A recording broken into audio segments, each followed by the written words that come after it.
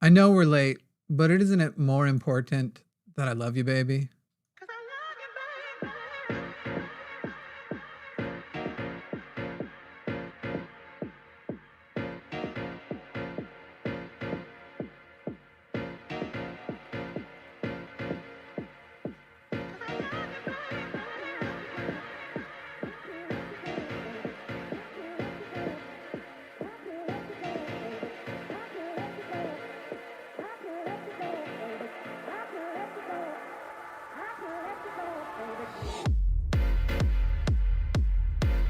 Oh my God, it's us! Hi, everybody. Did you see your whole... Do I still look like a bitch? Your whole ass video just dropped for like a second. Yeah. It went black, and then it went... It was blacker than normal, is what I noticed. Blacker, racially motivated, Jimmy. God I know. Damn. I know. You're also cutting out again. Goodness sakes. All right. Well, I'm trying. We're doing our best. It's okay. Sorry for the late show today, people. We had a very last minute cancellation, and then Jovan here was so... I said yo that time. Did you hear me? I went Spanish. Jovan, I wondered if that was on purpose. Jovanovic. That's a person. Who is Jovanovic? Why do I know that name? Is that a bad guy from Super Mario RPG? Isn't that the girl from the Resident Evil movies? What was her name? Mila Jokovic something? I don't know. I could have sworn that was who I'm thinking of. Maybe I'm just crazy. Right before the episode, I was reminded that as a white person, I should probably check name pronunciations from time to time, because it was revealed to me that I have been saying his name wrong always, which I feel like now is a conspiracy, because I swear that means Arden does know the right way to say your name. But just when she's talking to me, I feel like I would have picked up if she, I think y'all are gaslighting me into being a racist. That's what's happening. Well, yeah, I'm 100%. Yeah. Yeah, that's. Yeah, I need to make my white friends as physically comfortable as possible. Yeah, good luck. It's my version of reparations. Good luck. I'm like, at times, whenever I mess up and people are like, bro, that's still like, that's kind of, I'm like, thank you. I mean, duh. Like, you think I'm going to nail it all the time? It's tough to shame people that like understand it, right? Because they'll go, well, of course I messed up. What? Then it's like, okay, well, that's not fun. Yeah. Yeah.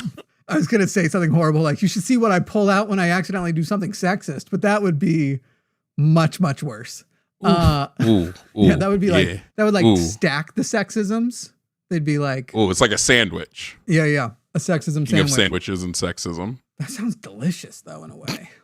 It does. Sexism sandwich? I haven't had a peanut butter and jelly sandwich in over a year, and I miss them so much.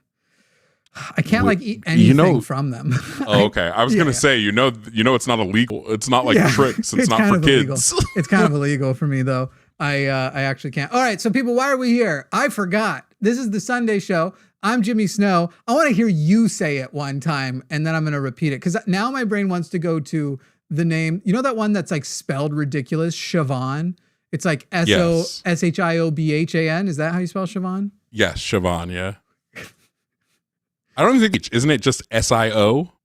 Is it SIO? Is there an H? I can't spell. I think there's an H later next to the B. I didn't do good at spelling. Somebody spells Siobhan it's ridiculous. It's a ridiculously spelled name. It would be wild though if I somehow successfully guessed how to spell Siobhan, but I couldn't pull off Jovan until you corrected me. Really simple. SIO. It's Joe and then Von. Jovan. Super, so not even easy. It's not even a short O sound. It's Jovan. Yeah, Jovan. What was I saying? I tell white people, you're saying Jovan. Jovan. Oh yeah, and it's not that, because it sounds pretty good. What if you let me 32 years your name? What I do if I'm introducing myself to a white person, I'm Joe, because I'm like, I don't even want to deal with the. I got you. Well, call me Crest and let me white strip your name. Here we go. Do it. That was solid. I'm keeping that line. That's a good one. That was actually a really good one. Oh my God. I have to be too careful. I'm like right at that line where it's like, all right, Jimmy's playing around with the racy edgism. but he's getting close to that line where it's like, I don't think it's in good fun anymore. You know, those people where it's like, you have to determine, is your white friend doing it because they're laughing with you? Or are they just trying to test how racist they can be before you get mad? Right. I'm trying to get some permission slips before we're done here. I realize racism what that permission slips is crazy. Like a checklist. Like, how comfortable are you with microaggressions? What about macroaggression? What if they called you Jovavius? Like where on a scale of watermelon to fried chicken, where can we? Yeah. And my brain's just here remembering permission slips from home and being so scared to ask, because my parents were like real jerks about finances. So I'd be like on the bus, like staring at the permission slip, just like, I'm going to get in so much trouble because I have to ask for $9. Is there going to be $9 involved in this permission slip? Because my mom's super chats $9, mad. I give you permission to say one race joke. We're not, but it has to be funny. Though. If it's not funny, because that's the thing, you can actually make race jokes if they're funny enough. I find that when I have a hankering for race jokes, I need not leave my own race for a plethora of material. My God. A hankering for race jokes, though, is so crazy. Okay, look, we all get there. When I have a hankering for race jokes. Look, there's two rules. One, if you're white, make fun of white people. We have so much material. We do not make it. By the way, it is also, and I'm going to acknowledge this before somebody does in the comments, is it slightly racist that the time we have a black guy on, we're immediately talking about race and that's probably my fault? Yep. Anyway, I love that. I'm like, oh God, I did it again. The two rules. Why are we here, Jimmy? The two rules are: if you start with your own, if you're white, just make fun of white people. We have plenty of material. And two, if you just have to leave, if you just have to get out of it, I like Philistines. They're extinct, so I think you can just be racist toward the Philistines. Heaven knows the Bible. You can do any group, right? Like you can make fun of a Russian accent. You can do an Italian. You can do a German. But when you cross like into Asian, you have a problem. Like you don't do those. But like if it's a white centric accent, I feel like it's fine. It's also easy. Like here's the thing, as Jovan just said, I was like, oh fuck, as Jovan just said, you can make the other ones if you're clever, if they're fun. You don't have to be clever with white people. I just add like Goofy movie look at the end of things, and that's the whole thing. Sometimes I say that a caller will be talking and they'll say some real like white trash shit, yuck, and that's my whole. I just want to say F white so I can make these jokes. I can make these jokes. Some of my best friends are racist. Some of my best friends are racist. That's not true for the record. This is the one time Jimmy's I'm jumping in going, let's friend, get some clarification. She's quote best friend is definitely Donald Trump, everybody. So he hangs out with him. They golf. You know what's wild is there are people getting bumped from the chat right now. I'm like, why bother? I'm digging all the holes you need to. I saw someone say it was this was cringe. They got bumped. Guys, don't forget, people are allowed to. The mods, when I'm on anything that is directed at Jovan. Oh my God, I'm fucking it up. Damn. At Jovan. I want to shorten the Jovan. Anything that is directed at Jovan. I'm overdoing it now. You've made me. We'll know what happened. You end the stream just calling me Joe. Then we'll know that's what is. You just were like, I give up. Or do the old thing where like the uncomfortable white guy thing of like trying to make it a nickname now. Like, hey, my friend over here, Joe Star, Jojo. Something like that. It's like when you know you can't pronounce their last name, so you're just like, hey, this guy here. Wasn't there something called Jovan Musk? Okay. Yes. Ban them. No, I'm just kidding. Queen Jane's fine. No, anyway, it's true. Insults directed at me unless they're like way out of pocket. You don't have to bump them. Wait, I want it insulted at me too. What do you mean? Well, okay, but they clever. I don't want to like if it's just he's fat. Like okay, I own a mirror. That's like be clever. I have the banner for my Twitter back when that was less of a nightmare for years was a comment. Somebody was like, "Why am I listening to a lecture on religion from Fat Santa. And I was like, well done. That one's good. Wait. Aren't Or all young Santas? Santa. Young Fat Santa. Oh, young Santa. Okay, No, because I was wait, going to say Santas are fat. Young Santa was one I liked. That was a banner somewhere else. It was Fat Jesus. I was Fat Jesus at the time. Fat Jesus is good. Fat Jesus is good. It was solid. It was solid. And Jesus historically was raised at a time where weren't fat. So by calling him fat, it's funny because it's a subversion. Also, it was just kind of funny. I didn't even need all that. I was like, that works for me. That's solid. All right, let's take calls. Why are we here? I'm Jimmy Snow. Oh my God, I put the name tags on the wrong side. Jim Snow now is crazy. This couldn't be a worse show. You got me, people. And by the way, I saw you, the person who was like, oh, Austin got replaced by Jovan. Why didn't Jimmy get replaced by Jovan? Yeah, I agree. But Austin is handling some stuff. It's his. I'm being told to call you Jimothy. Yeah, some people do. Okay. Some people do. I call that's what Donald tries. It's Donald Jimothy Trump. Donald, that's what the J does stand for. Yeah. Yeah.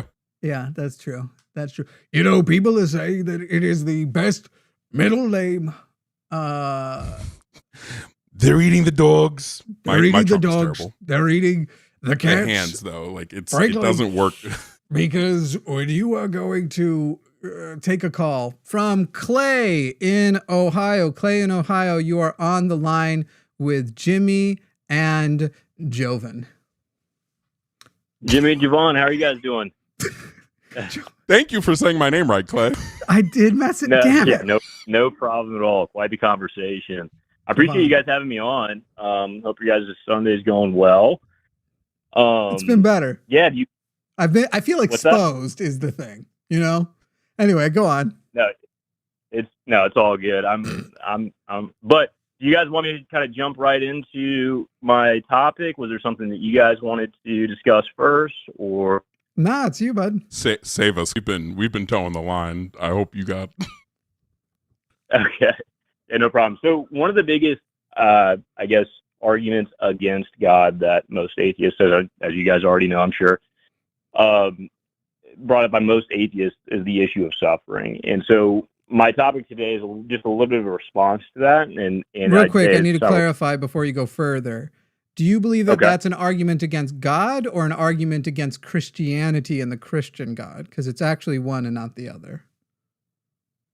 Well, I guess I've heard it used in both contexts. I've never ever heard it used as God doesn't exist because suffering exists, because it wouldn't even make any sense. I would be against an atheist using that argument. A good I God. have in terms of it being like a good God. So if it's any God that's good, then you run into the suffering problem. Right. That's why I say like Christian God, it is usually most often used against the biblical Christian God who has these contradictory qualities of being benevolent, all-loving, perfect, and all of these things, and maximally good, as well as either being totally either not moving when suffering is happening, or arguably in parts of the Bible actually causing suffering to happen. For example, when he hardens Pharaoh's heart, Pharaoh's like gonna let the people go, and he's like, well, that won't make a good story. Let me just crust that heart up a little bit. Right. So that's fair clarification. It's commonly used as an argument against the Christian God, particularly a good Christian God. I guess so. The point that I am interested in making is once you claim the hypothetical that if God exists, he must be evil because of suffering, you would then be borrowing the morality that he hypothetically created to judge him by, which is kind of a self-defeating position. You can instead say that. First of all, none of that's true.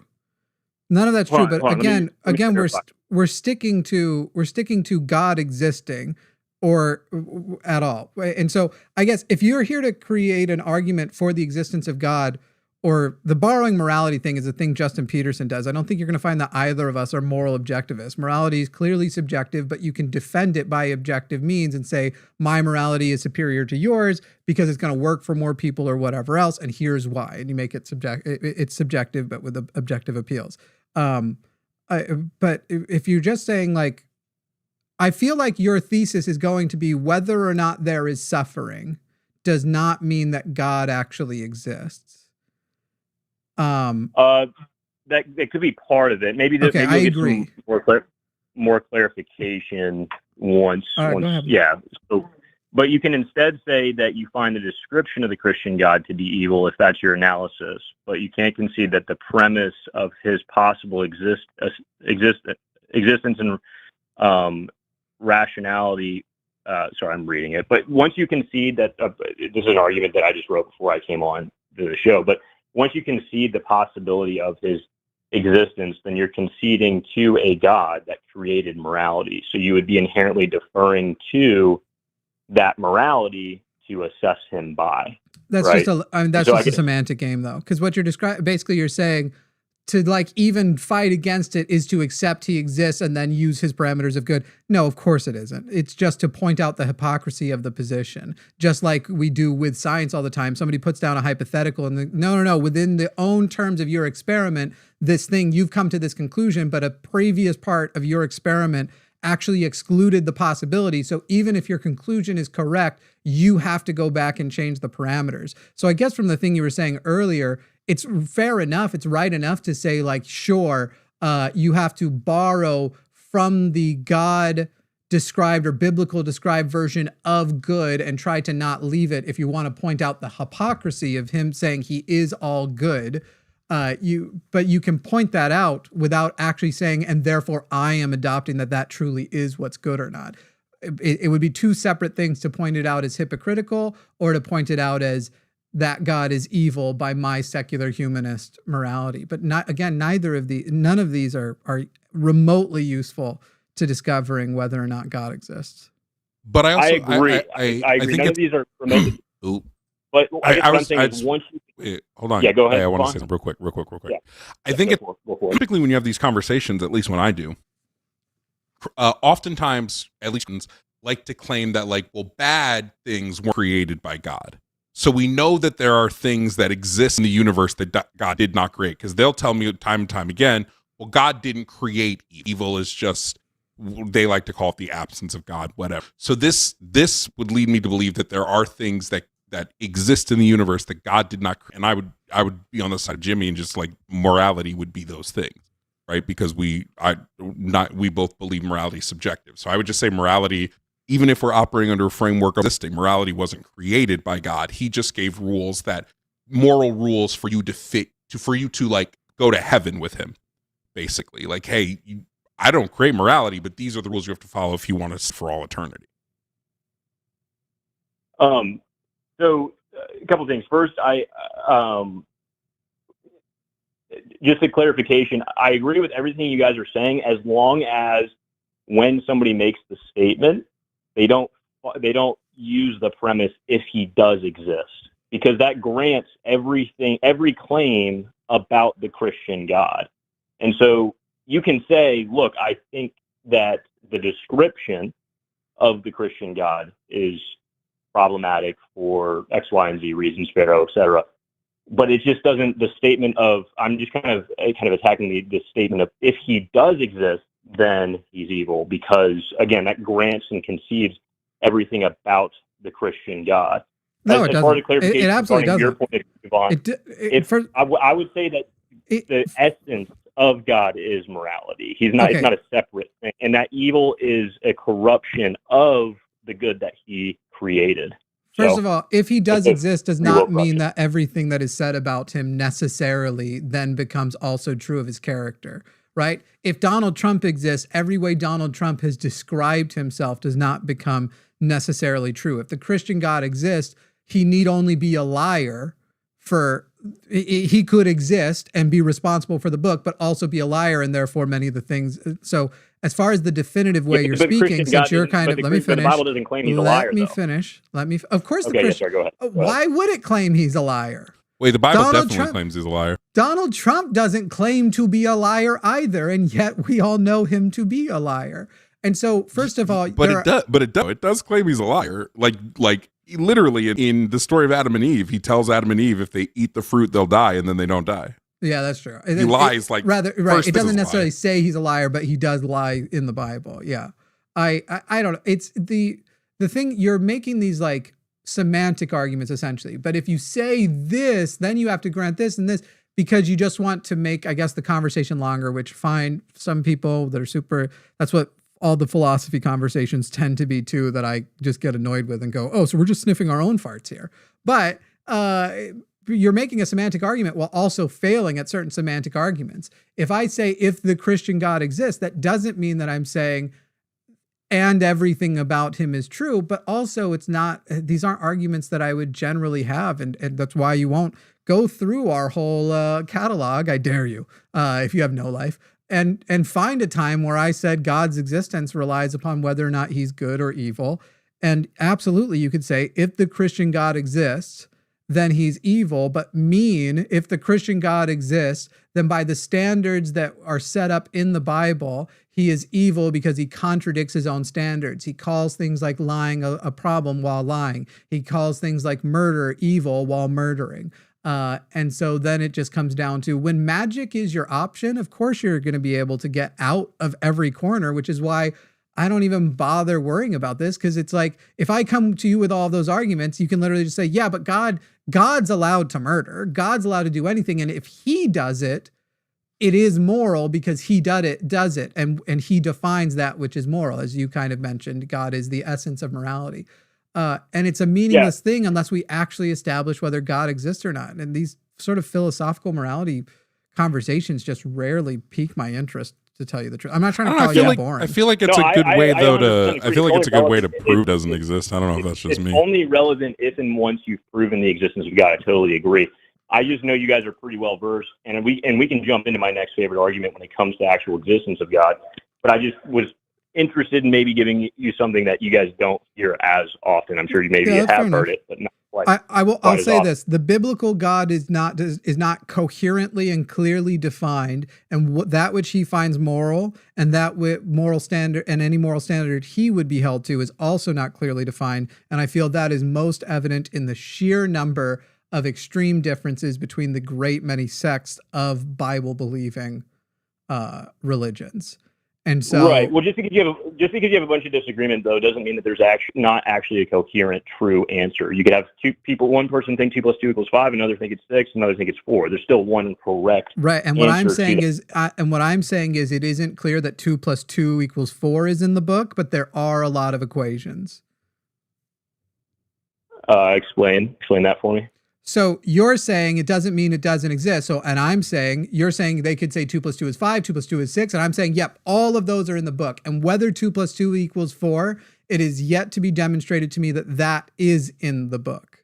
That the coherent, clear, provable answer as the actual isolated one, you went to math. Well, we can go and evaluate 2 + 2 = 6. We can go and evaluate. As we go through, we can strip away a lot of the 2 + 2s that ended up being wrong in the book. And I have yet to see that we have established that 2 + 2 = 4 is actually in there. But I guess that's where we would disagree. Obviously, as a of course, you believe in the Bible.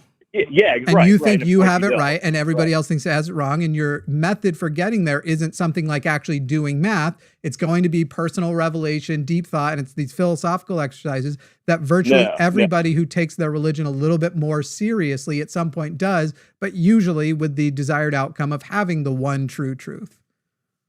Yeah, so I just want to point out a giant piece of real quick, Clay. A giant rumbling of thunder just happened, and nice. I'm wondering if I might now have my position, if God is now trying to smite me mid-conversation. Here he comes. They did get Nemo a couple weeks ago, so just so you know, Mormonism's probably true because Nemo had a stroke. So people on both sides of the coin, atheists and theists, can make their determination and come to their conclusion based off of emotional reasons and rationale. And both atheists and theists can come to the conclusion based on evidence. The question is out of those 4 possibilities, which one is the best position? Obviously, we both agree that an evidence-based position is going to be the best possible position. I am coming to belief, just as a corrective statement, I didn't come to belief via personal revelation or realization.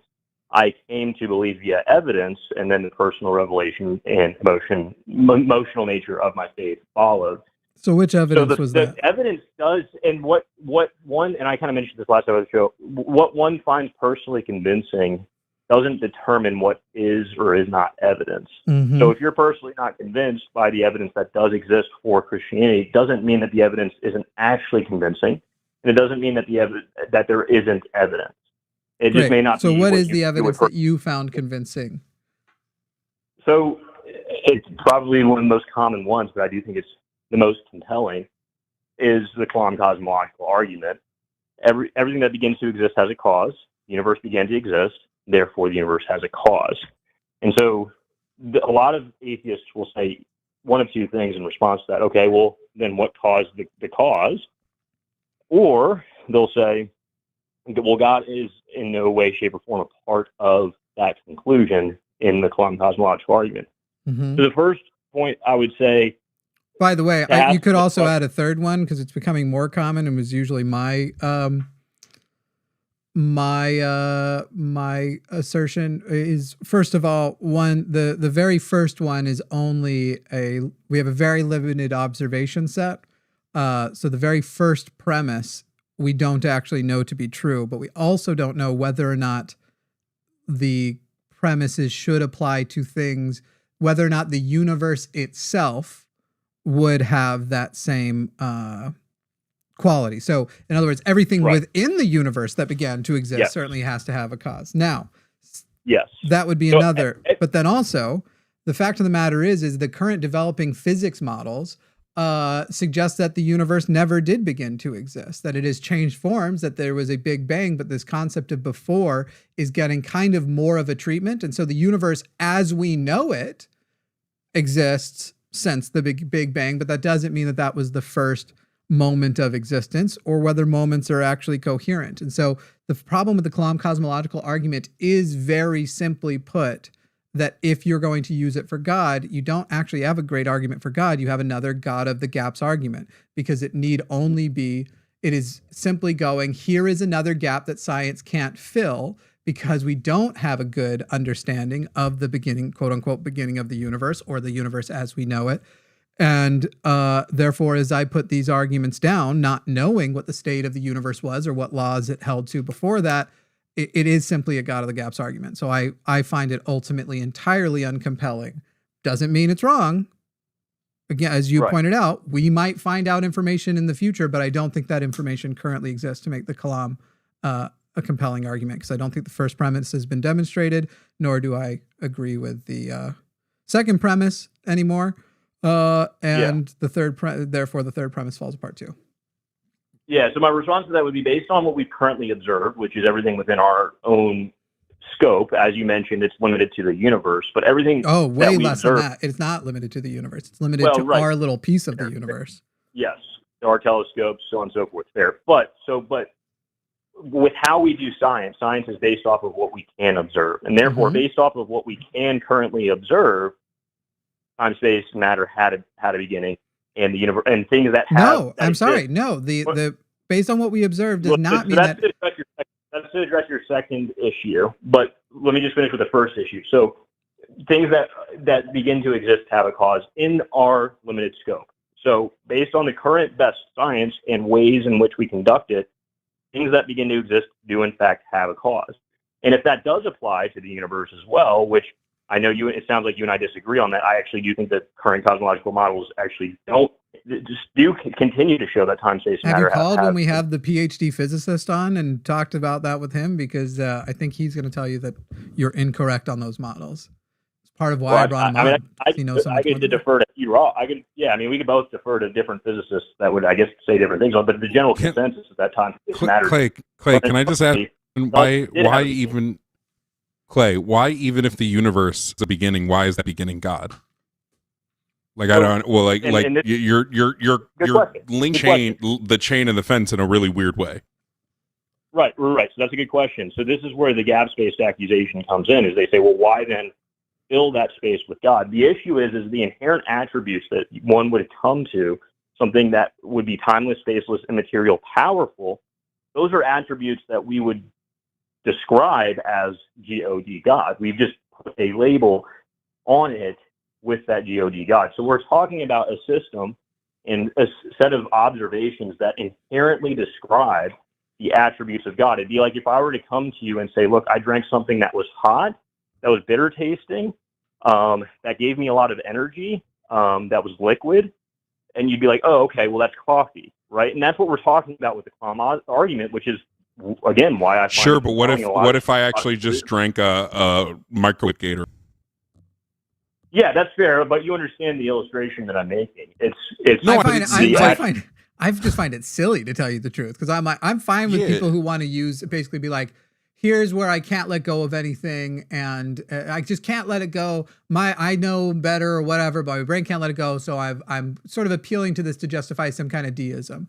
I actually think it's very silly when Christians try to appeal to that, because at best you're like, and then here's the universe, here's the side, and here's the gap that I'm going to fill with God, and I'm going to feel justified that it's got to be something, because that's what my mind can comprehend as a non-expert in the field, which of course I am as well, but that's what I can comprehend, and it gives a simple 1-word, 3-letter answer to this huge problem. And also, that dude cares if you touch yourself. Like, this is where I find it so disconnected and entirely silly. I'd love to finish. Yeah, I'm not saying I don't know, therefore God. I'm saying based on the best current observations that we can possibly make. I don't agree that that's what you're saying. These are the inherent attributes that exist in the system that preceded the universe. I don't think those are the best observations, and I don't even know that I think that Christian physicists would agree that these are the best observations we should make, nor do I think that most people who are scientists, certainly I wouldn't believe a competent scientist would say,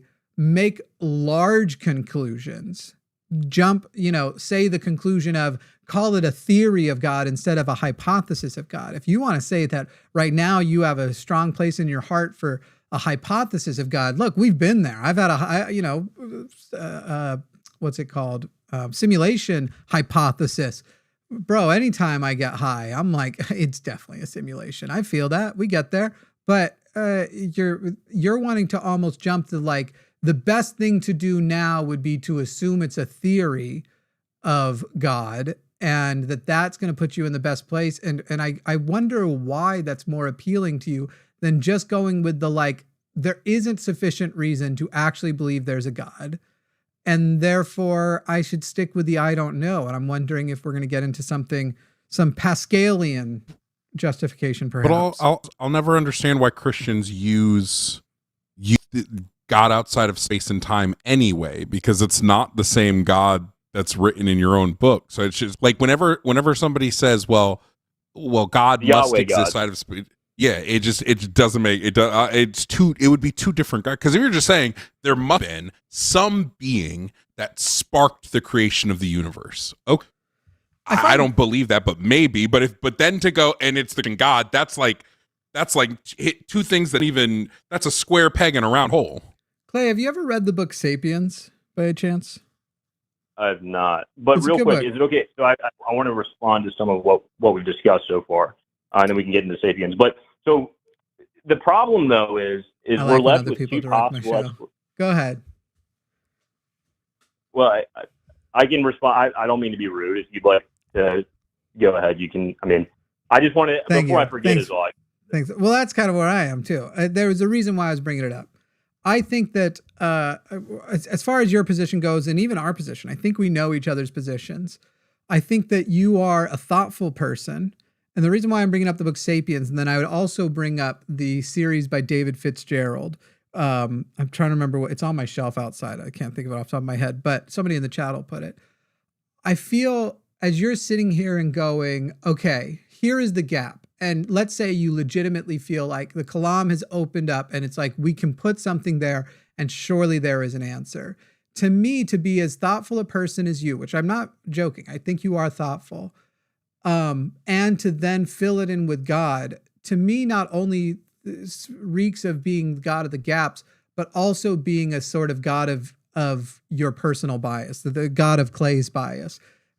Because I would be let me finish. The things that I gather from those series is that we know where the answer of God comes from. And so as you trace Christianity back to its actually polytheistic roots through Judaism and paganism, all the way back to animism and then to even more primitive forms of animism, and show that there's a direct through line of the thing that you're saying is God that has basically started as my cup. There's a God of cups, and it's just gotten bigger and bigger and bigger and bigger. I would be so terribly uncomfortable with going now here tens of thousands of years later, since animism would have been the first thing that starts.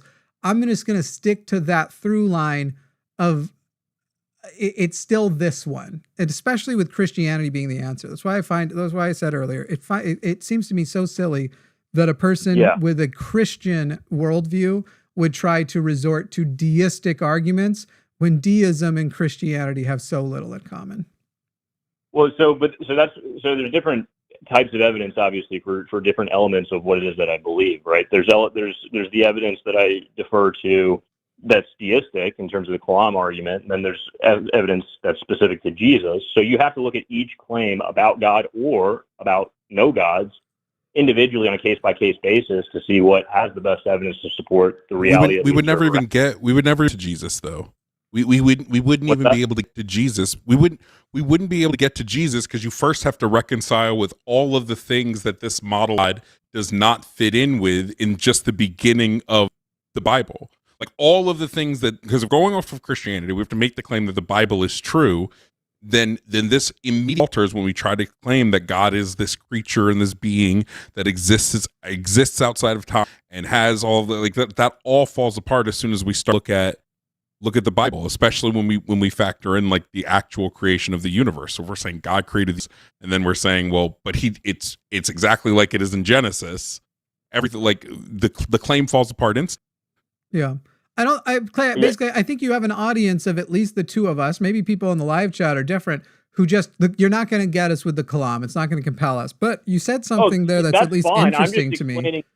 And that that's fine. I'm just explaining why it is that I believe what I believe. And what an atheist does or does not find personally convincing, I don't think determines the veracity of the evidence itself. Sure, but certainly. In fact, to tell you the truth, I don't respect the skeptical, the cognitive skepticism, cognitive skeptical faculties of probably 90% of the atheists I've ever met. So I'm right there with you. Sounds like you're relatively, it sounds like you're pretty balanced then with how you look at this. But sure. So let me get to the question I actually think would be more interesting. Because we've already gone 25 minutes. I know you've got the things you want to say, but I'm more interested in that we're not going to be got with the Kalam. We're not going to get any closer. But you did make a point about there's reasons why then beyond that. So you've got a deist, you've got you, the Christian. What is it about, what did you do in the gap between you two to take you from your deistic foundation to Christianity? What evidence do you find the most compelling for the idea that Christianity is true? So part of my responses to what I was going to say before will address this, but as far as the gap space issue goes, we can either, when it comes to the universe or other issues that we don't know, we can say we don't know, therefore God, or we could say we don't know, therefore materialism. No, but that's not even what I'm saying. Why? Why do you have to say what? Clay, wait. Did I miss a part of your sentence? Why would that be the two options? Why can't it be we don't know, therefore we don't know?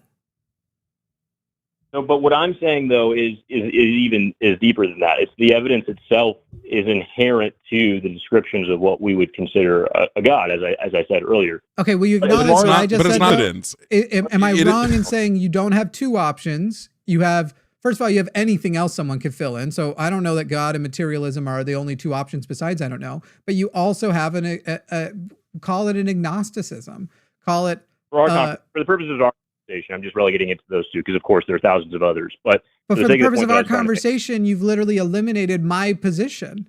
I am a strong atheist when it comes to Christianity. I believe there is adequate evidence to disqualify the Christian God and say the Christian God doesn't exist, much of it relying on that foundation of the through line of tracking its origins into what even you, I think, would commonly go, yeah, that's a bunch of superstitious nonsense, and then tracking how that grew and where it came from. I think that, but aside from that, the God question in general, you're saying, okay, but we only have these two options, and you are happy to represent your option as one of them, but then make the other option not mine. I wouldn't say we don't know, therefore materialism.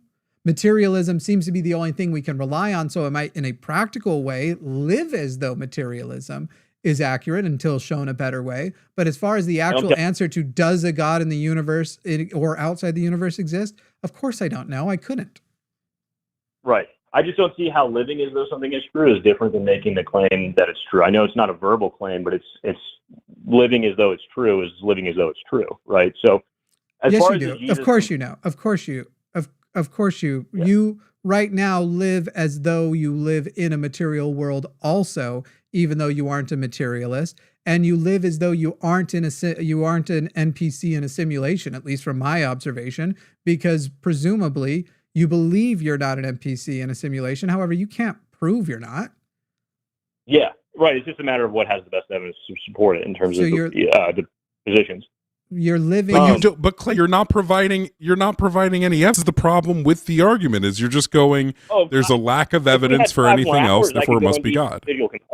Yeah, if we had 5 more hours, and I had the time to just monologue, of course I would go into all the evidence to why I believe what I believe. But we only have so much time to talk about each individual point. But as far as the Jesus thing, one of the elements, and it addresses the suffering problem that I brought up earlier, is if the Christian faith is true, it means the God of the universe actually came into this world, lived a perfect life, suffered miserably, rose to life again for the sake of humanity so that they would never have to suffer ever again for the rest of eternity. So that the problem of suffering would itself be resolved permanently. So that resonates, yes, obviously deeply at an emotional level, but it also addresses the suffering issue. And then the only thing that a Christian needs to do is analyze the historical veracity as best as we possibly can, because historical evidence is slightly limited, but look at the historical event of the crucifixion and resurrection.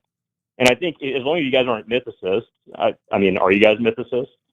No, I'm agnostic to the whole thing. I am startled at how much less historical evidence there was. I have no problem with mythicists, and we have mythicists on this channel.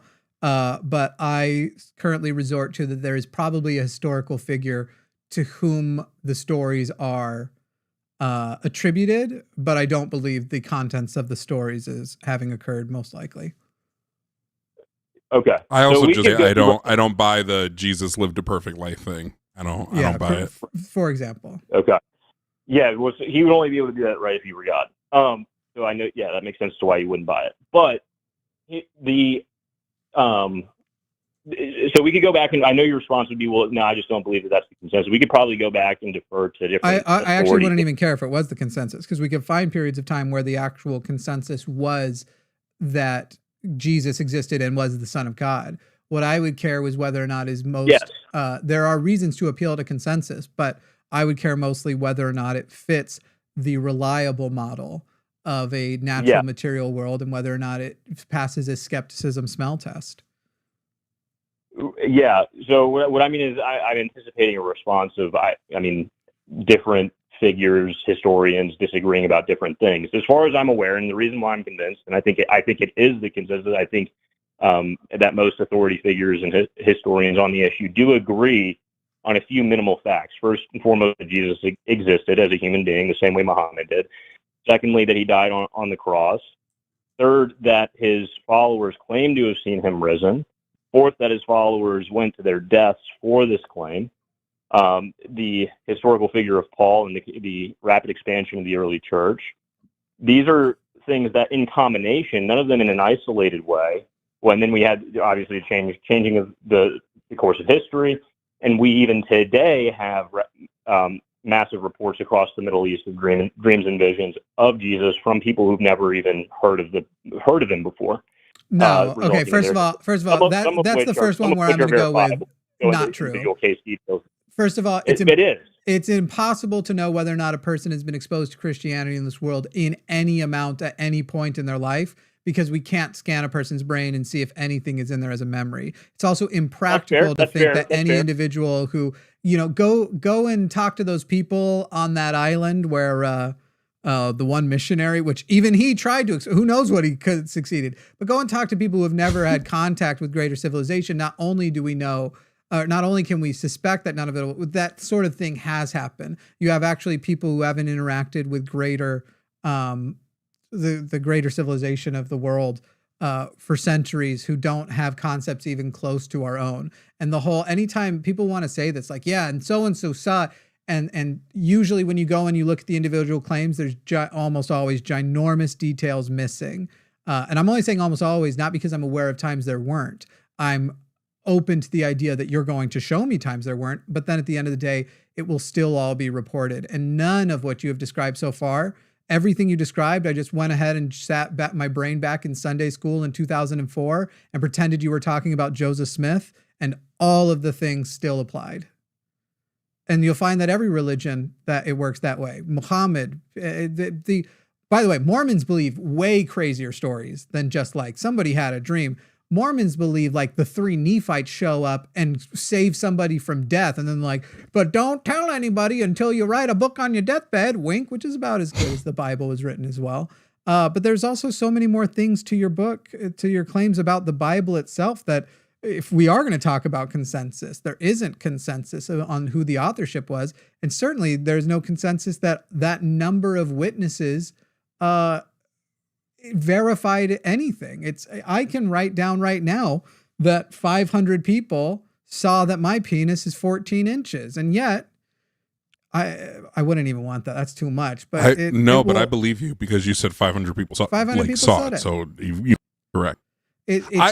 My bigger issue is if we're just going, wait, Clay, real quick, if we're just going, there's historical records of people who existed who said they saw this thing and this thing was real, then mermaids are real. Because we have written historical accounts of people, it's all mermaids. And it holds up to the same of scrutiny as all of the Jesus stuff does. You have to look at each individual claim on a case-by-case basis to see what the level and weight of evidence is to support each claim.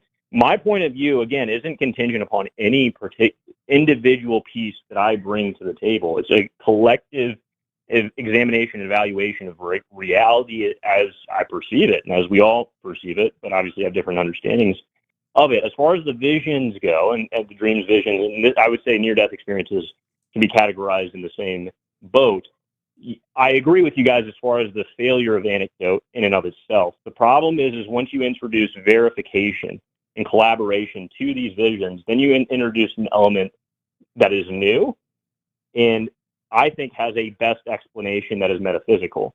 And I think most rational interpretations would conclude that the best interpretation is metaphysical. So when you have somebody who's left their body or had a vision and witnessed something in another part of the world that somebody else in that part of the world later verifies, and multiple people are able to verify, and it's not something that somebody could have otherwise known, and you have multiple reports of that are consistent with the Christian worldview, I think that paints a fair picture and a fair piece of evidence for Mormonism, Hinduism, Islam. Again, nothing what you're saying is exclusive to. Just fill in your specific thing. No. It really they don't have verifiable claims. They don't have verifiable claims. What claim do you think that is verified in Christianity with more veracity than any of them could come up with?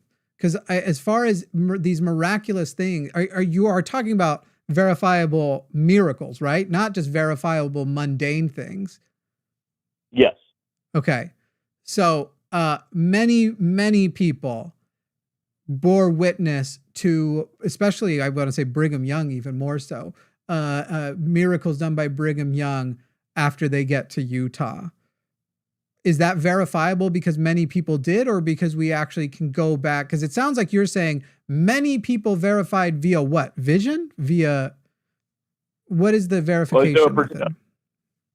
I'll run into a particular case report that has been verified by everybody that was involved, right? So yes, there are flaws. The people could be lying.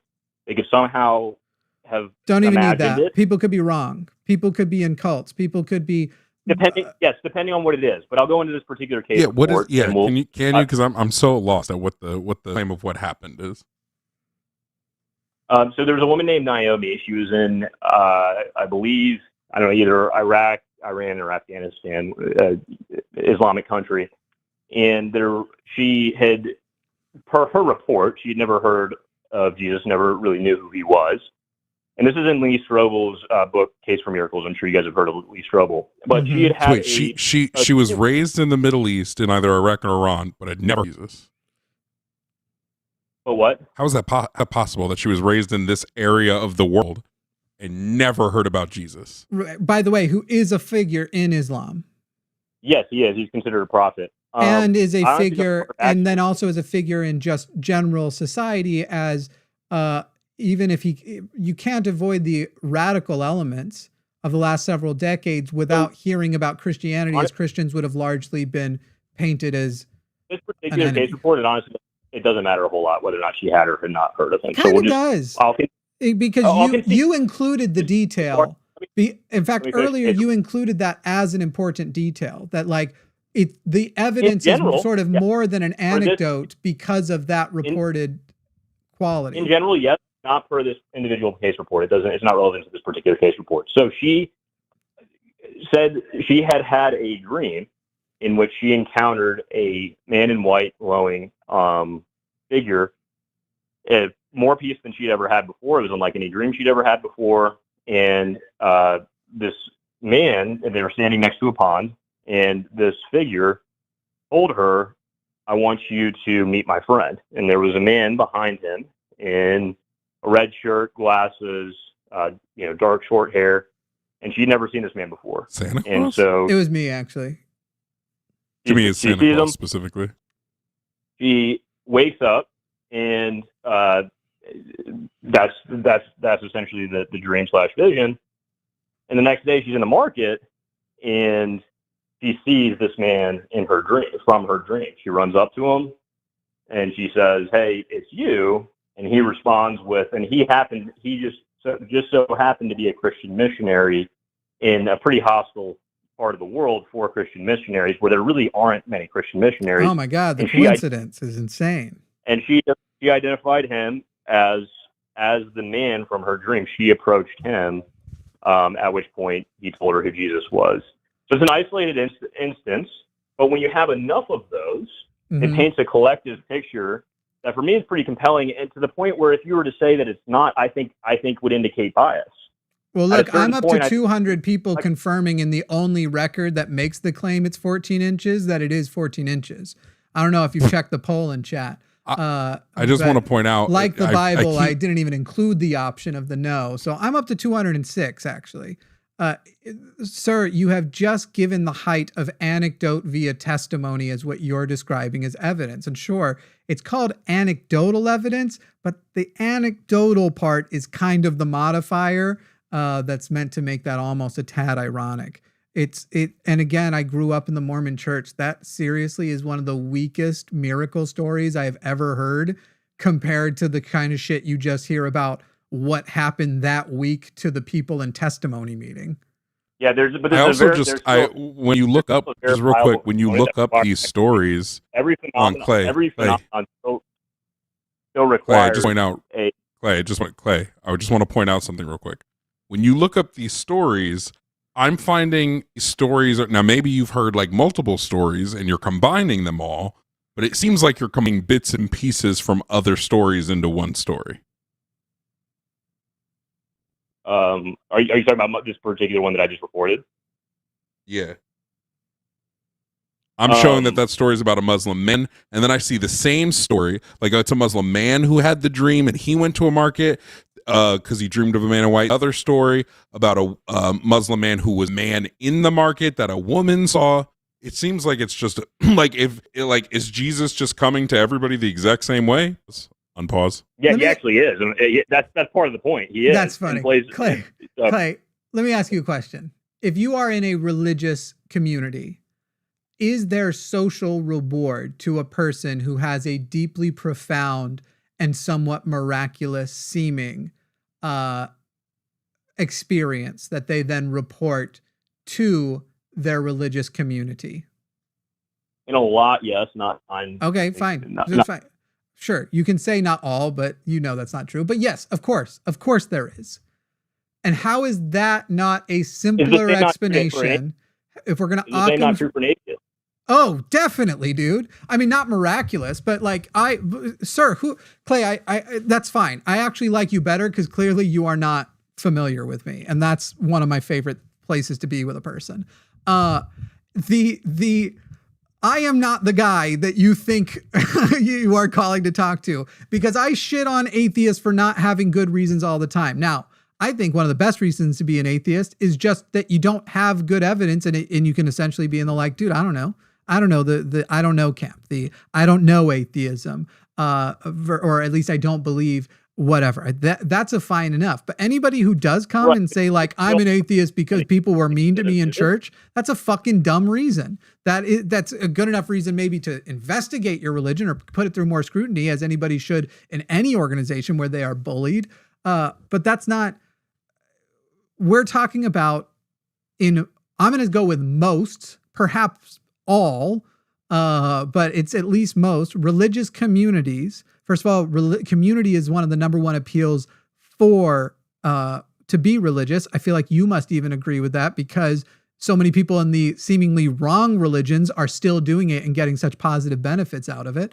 And if you have a system where millions of people, billions of people are going to be rewarded and feel a sense of that sort of euphoria of all eyes are on me, people are accepting me, people are impressed by me. People do weirder shit for less approval all the time. And so to me, if I'm going to take out Occam's razor, I'm going to go these anecdotes that have a similar vibe, because Christianity has a similar through line through all of it, do not impress me, when again, they don't all go to a solo isolated truth. They are usually related to whatever religious claim their local religion is doing.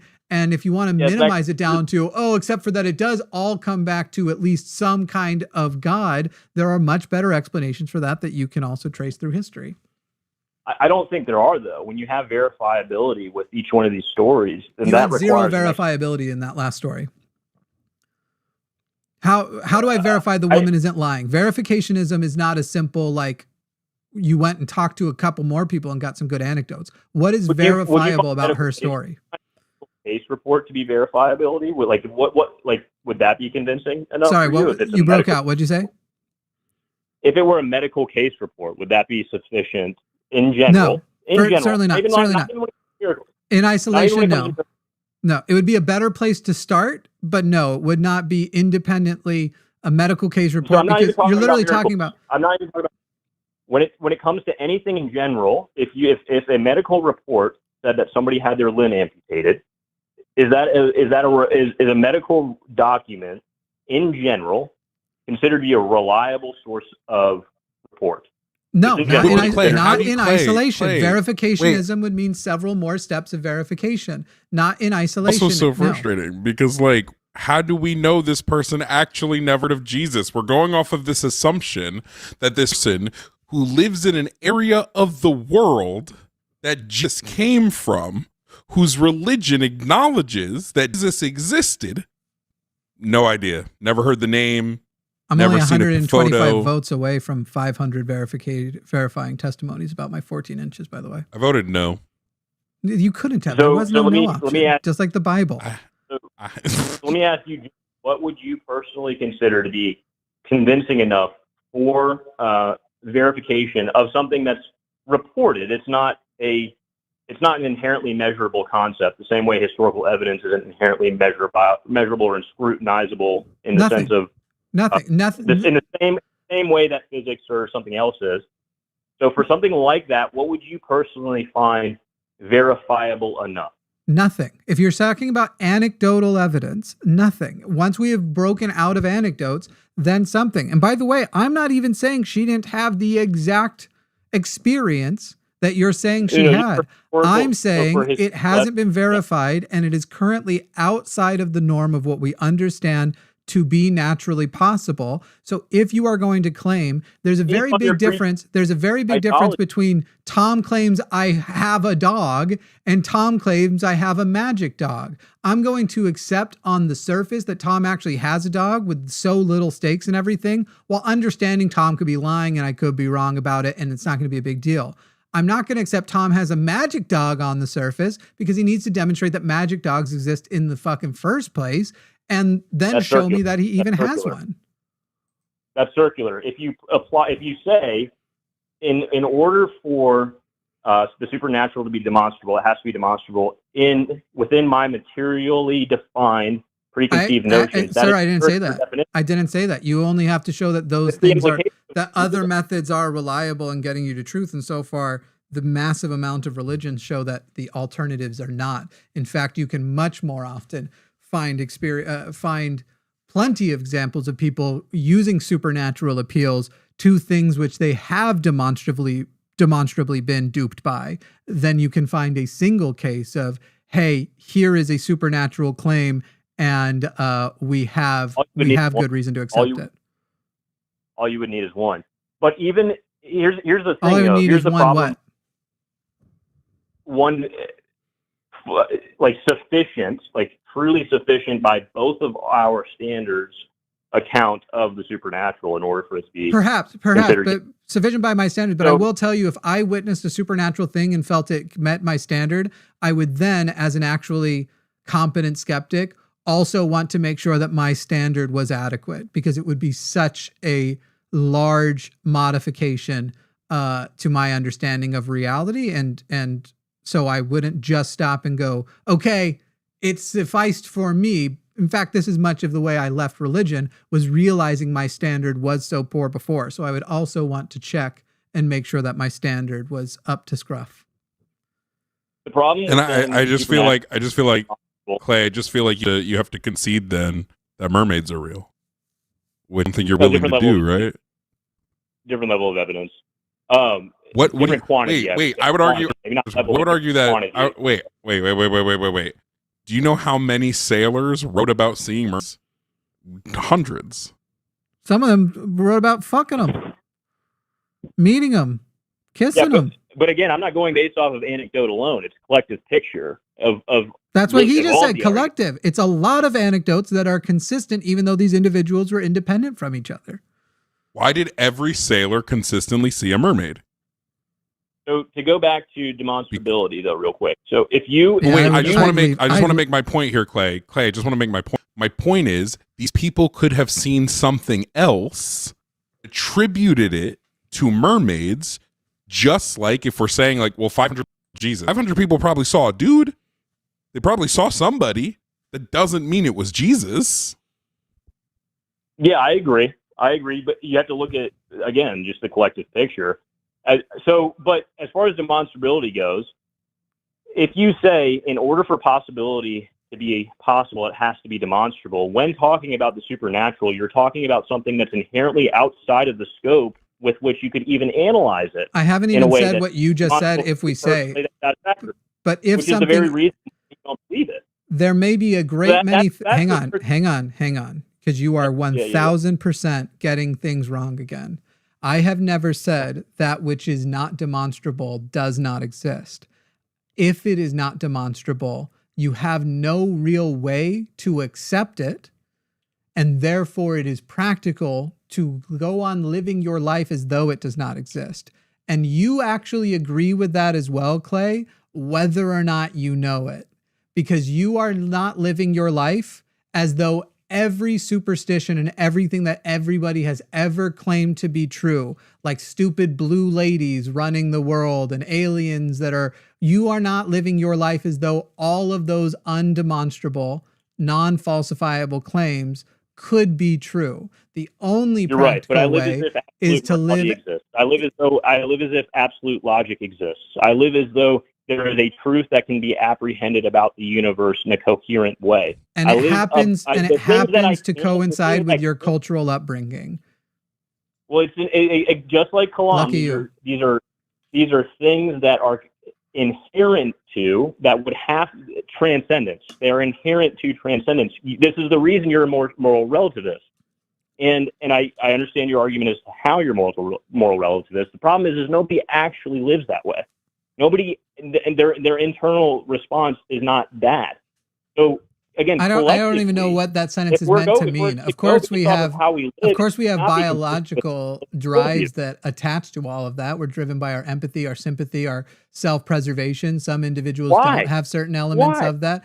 Evolution, buddy. We're not talking about the why we make the decision that we evaluate. We talk about why something inherently makes us sad. We're talking about because it has been beneficial to the survival of our species to see other individuals, to see other individuals. Subjective interpretation of past events. That's a subjective interpretation of the evolution itself. I could just as easily subjectively interpret that it's beneficial for me to off you and steal your wife from you. And guess what?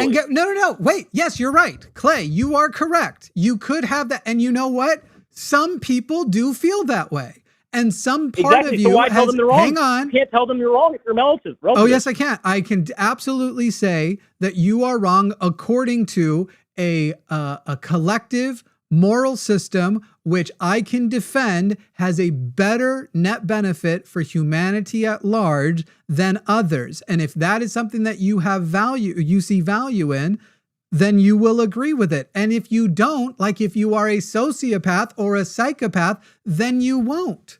It is simply, and by the way, we see the existence of all of these individuals as existing, that we see that psychopaths exist, we see sociopaths exist, and we generally see that as probably a failure in the fact right now. You see so many things expanding that wouldn't have expanded as much. Either a failure in replication, whether it's nature or nurture. It could have a genetic component, it might not, or it may actually be compatible. It may have been good for a society to have a few murderous psychopaths around because those people were able to be better warriors or whatever throughout history. Unfortunately, right now with the Industrial Revolution, a lot of the things that would have been obvious before may be more difficult to gather now. The problem is that you run into, of course, I could cite Nazi Germany, whatever else, but in general, if you're going based off of a popular vote, wrapping up, by the way. This call's been going forever. And it's gone a million places, and it all comes back to we don't find the Kalam compelling. Okay, yeah, I was just saying, make this your final thought. Go ahead, you can make it. Okay, we don't live as though popular vote actually determines morality, though, right? 10 people in a room could vote that it's okay to burn a Jew, but that's not consistent with what we would both know to be true. Wait. We don't live that way? Of course we do. My argument is actually that we absolutely do that. So you believe it's okay? You believe that what Germany did in the 40s was okay then? No, that's how we live. No, excuse me, sir. You just said we don't live as though popular vote is what determines morality. And I'm saying, of course we do. And I think that my moral system should win the popular vote and will continue to defend it because according to my moral system, what Nazi Germany did was wrong. But if what you just said was true, that morality isn't performed by popular vote, then why did Nazi Germany happen if not for popular vote, popular support, a rise in Christian nationalism? Of course, that's exactly how we live. And the whole point is that secular popular humanist vote can get you to the wrong place. Exactly. No shit. Because God, the light of God is so weak, it can't even break into fucking politics and actually have a consistent, because guess what? Those people were rushing to kill Jews and take over the world with God's with us on their belts. Like it is, you want to make these appeals as though you have some superior morality. Oh, damn. What is going on? I hear you now though. You can hear me? You want to make this appeal as though Christian morality has broken through and beaten transcendent morality. Transcendent morality. Well, look, but that transcendence is also weak, and the examples that you literally tried to cite as proof that like there's something greater than this materialistic gained defense of secular humanism was a Christian nationalist movement of Nazism. Pretty funny that the irony. Absolutely, we're in an atheist movement. We might have something. Even if that's true, it goes back to the 2 even if it's wait. No, Clay, hang on. We're not going with Holocaust denialism right now. Wait, can we just acknowledge it was point true out something though? After he corrects his Kellyanne Conway bullshit. You just said even if it's true. Are you going to sit here and tell me that Nazism wasn't a Christian nationalist movement, or maybe not? You're going to make fun of people being mythicists about the existence of Jesus, but not the clear historical fact that was a Christian nationalist movement? I just don't think it's relevant to the point that I'm making. And that's why. Well, okay, but I'm telling you it's irrelevant to me. So was it or was it not a Christian nationalist movement? Honestly, I don't know, but That's it doesn't hilarious. matter. Yes, it does. That's hilarious. You Holocaust denying douche.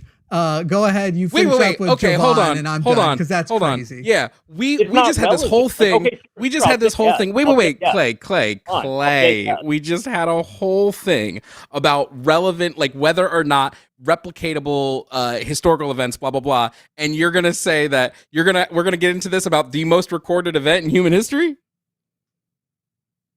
So sure, yes. I'll say yes. I'll placate you and say yes. It does right, not we'll You'll matter. placate That's us not that the Holocaust happened?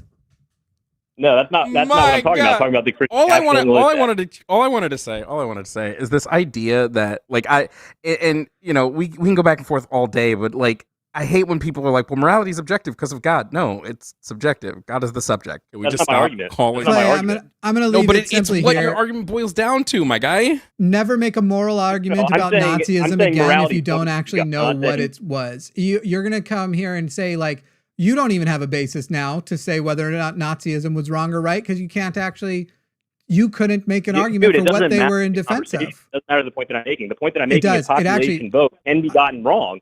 I That's the actually whole think- point. If it can be gotten wrong, that implies a standard that is greater, that implies a real standard of good and a real standard of truth, even if the population gets it wrong. Mhm. That is the entire point of the moral argument. And it implies and infers transcendence. The same I way would be that trying Islam this hard to get off the implies- topic too, to show what an unreliable and dishonest interlocutor I am working with here, because when it came down to something very, very simple, you've either shown tremendous ignorance or tremendous reluctance to point out an imperfection. But we're going to leave it there, Clay. It's been 43 minutes. Relevant.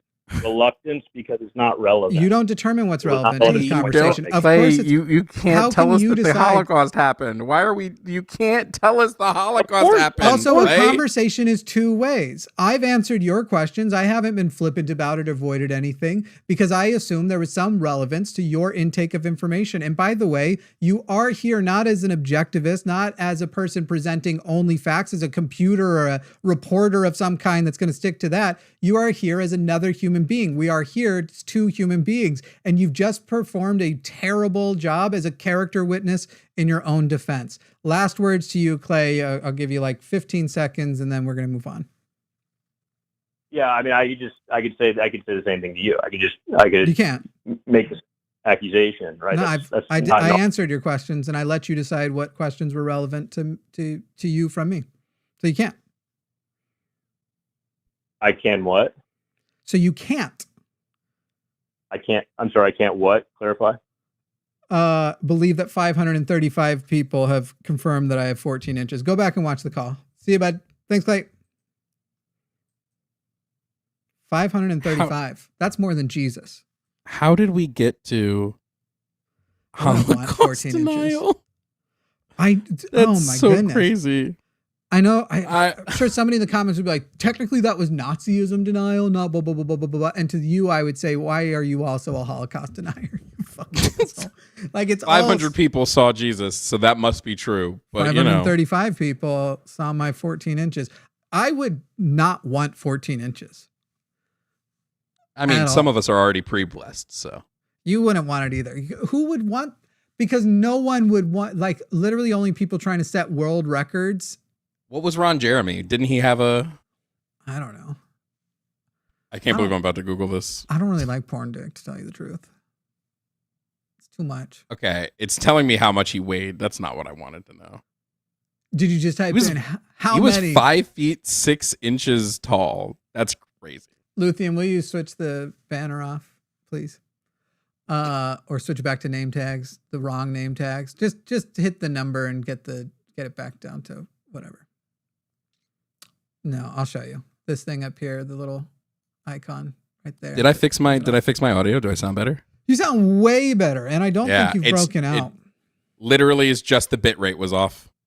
Yeah. The recording device and the audio device's bit rates weren't the same thing. The largest proven was 18.9. Yeah, but it wasn't functional. That dude's wasn't functional. 18.9? Yeah, it wasn't functional. It looked like a trunk, and he couldn't use it, but he wouldn't get surgery to have it fixed because it was going to reduce the size I wouldn't because either. he was attached to the masculinity. Why?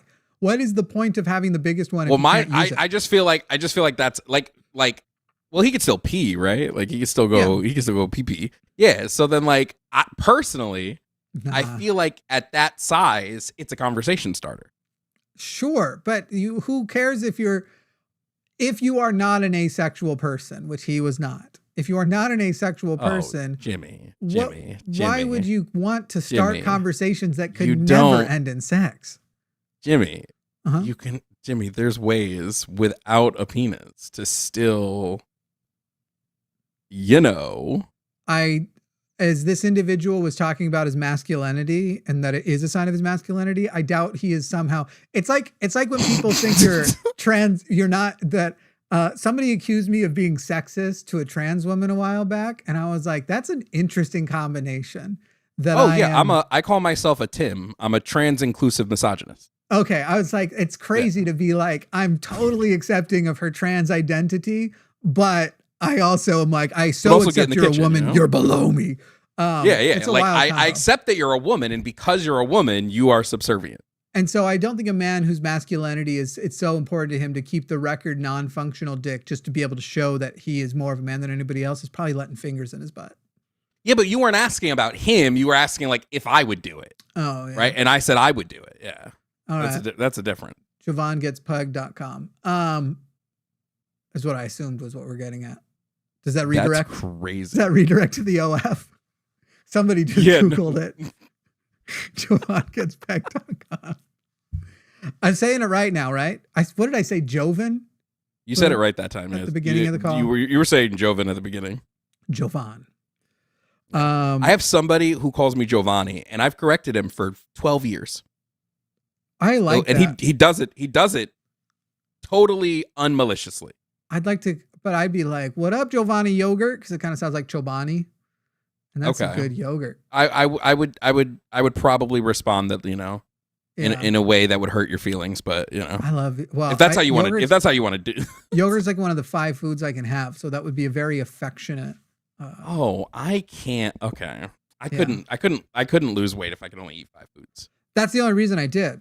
I don't know if you've seen me, but I'm not even joking. Like I was a year ago, like 90 pounds heavier than I am now, and health stuff happened, and it limited my diet down to basically 5 foods, and that's literally no choice of my own. Were it up to me, I not say. Look, it has reaped health benefits to lose all of that weight and stuff, and so it actually was good for me. But I know that if I had to do it by will alone, I couldn't have.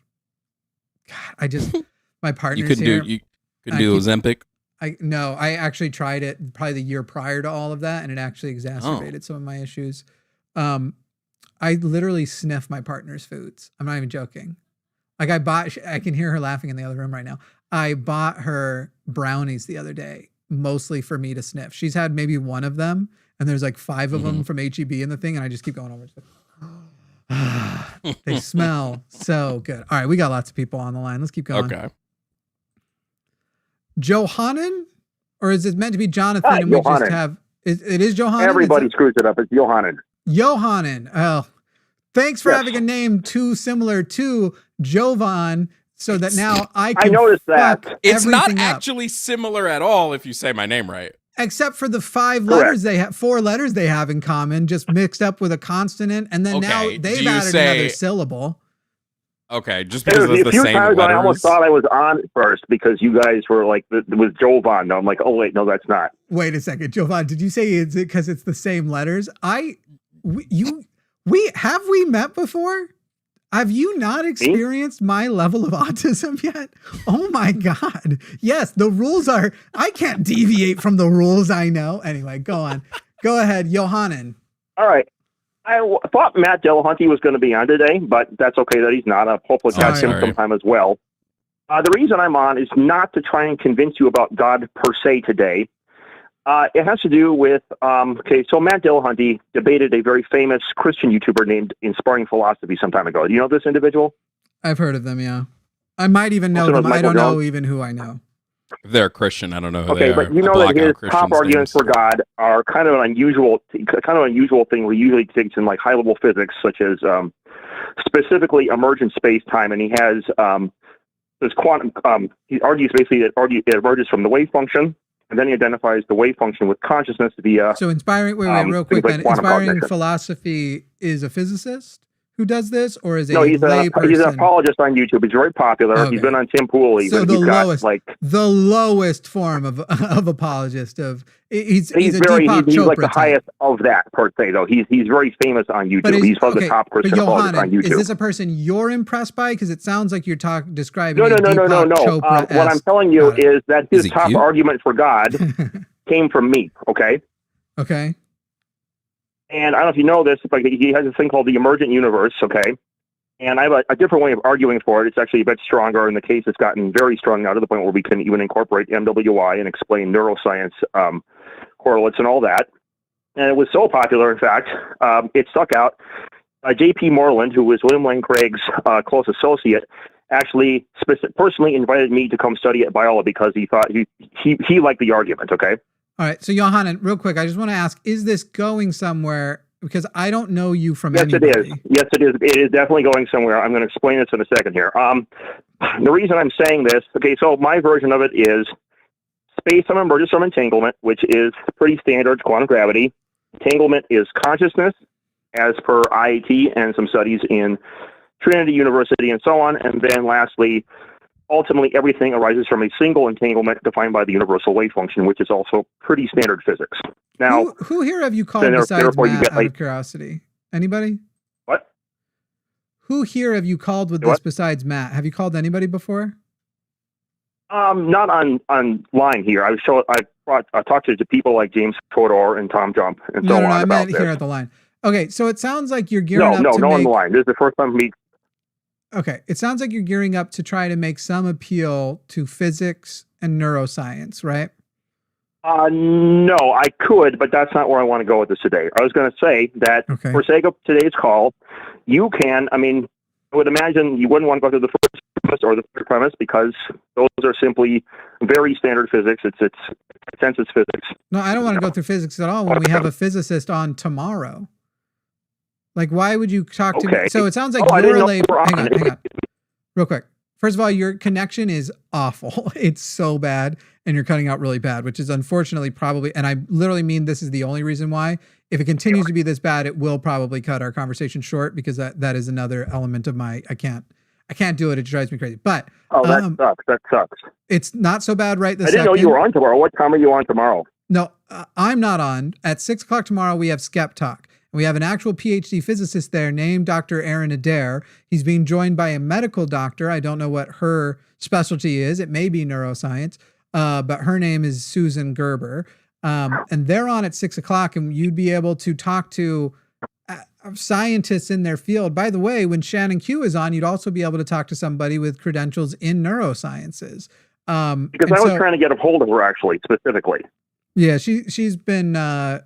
She's not been on as much lately, but she should be back on again soon when things clear up. She's got a whole family life that she and it often interferes. So what I wanted to get to, okay, so you would obviously, and I'll grant this easily, you would probably want to attack the second premise, which is totally fine, because we'll see where this is going in a second. I've glazed over. What were the premises are based on emergence of entanglement. Entanglement is consciousness, and then ultimately everything is entangled as per the universal wave function. Ergo, you have a cosmic mind, everything emerging from a cosmic mind. And so the universe, to be clear, these are theologically emerged. These are not the conclusions of the actual experts of the field. That doesn't mean they're wrong. I'm just clarifying. No, well, hold on. No. Okay, so there is one guy who holds all three together, and his name is Donald Hoffman. Well, he doesn't hold the universal wave function because he thinks it's conscious all the way up, but he holds to a form of idealism based on this, okay? But we wouldn't call these the consensus positions of any of these people. No. I'm saying some of the premises are consensus positions, others are not. Okay. Okay. And I'm going to give you the out right off the bat of rejecting the one that does not have the consensus position, which is the second premise. Okay. Because neuroscience as a whole is up in the air as to which model is right. And there isn't actually a single consensus in there. There's pluralities in neuroscience, but there's not a single model that anyone holds to that is like the dominant model. So I'm giving you an out right now saying, I'll finger the one premise that is the one that is not consensus and is the one that you would reject, and I will grant you that for the sake of the call, okay? Johanan. The reason I'm bringing Johanan. you seem so nice, and so I'm going to not do this in a mean way. I am not perhaps equipped, but at the very least familiar with almost anything you're talking about. And maybe I need to be, because maybe after thousands of years of no good reasons to come up with why God exists, God is finally, you're the prophet, you're the guy, you figured it out. Maybe. But here's what I know. I don't know shit about quantum entanglement, and it would be silly for me to pretend I do. I sort of suspect that you are exaggerating your own familiarity with it, but that's just a suspicion, and I won't fully accuse you of it. I have a bachelor's in physics, that's for the record. Okay, and so to be clear, I would restate it because I'm familiar with how much of an expert a bachelor's degree gives a person. But if you have an expert, I'm not saying that eliminates you from expertise. What would then follow from your bachelor's? Your bachelor's is in itself physics, correct? Is what you're saying? Or physics was an included part? Okay. Great. First of all, a couple things. One, Johan, for all I know, you're making all this up. But even better, there's a physicist tomorrow. Matt's back Wednesday. And apparently there's something specific about you want to expose inspiring philosophy as maybe stealing your stuff. And he might be interested to hear all of that. I'm sitting here going, okay, well, I would need to can I finish where I was going to, just so you can see where I was going to go. I just want to show you where I was going to go before. Where you've totally been going. You can't. I'm like, well, I watched a Neil deGrasse Tyson video one time. Yeah, I saw that terrible. What was that one really bad movie they made us watch in probably like 9th grade? Earth Science. Interstellar. What the Flip? I think it was called, about quantum physics, and it turns out that whole thing was bullshit. What the Bleep? I think it was called What the Bleep. Yeah, I remember that. This is not that. This is a different type of thing. I mean, I can see the overlap because it uses quantum physics is there in a any generic way for sense you to and dumb has it God down? in a generic sense. Is there any way for you to say it in a way that a fifth grader would understand it? In a nutshell, I have a model of reality where reality is essentially a mental simulation, a quantum computer simulation inside of a cosmic mind that has the kind of properties you ascribe to God. Okay. Now, the thing with this is if you go through all of the classical apologetic arguments for God, like the Kalam argument, the moral argument, the fine-tuning argument, etc., you can very easily see how it fits the evidences of all those things, right?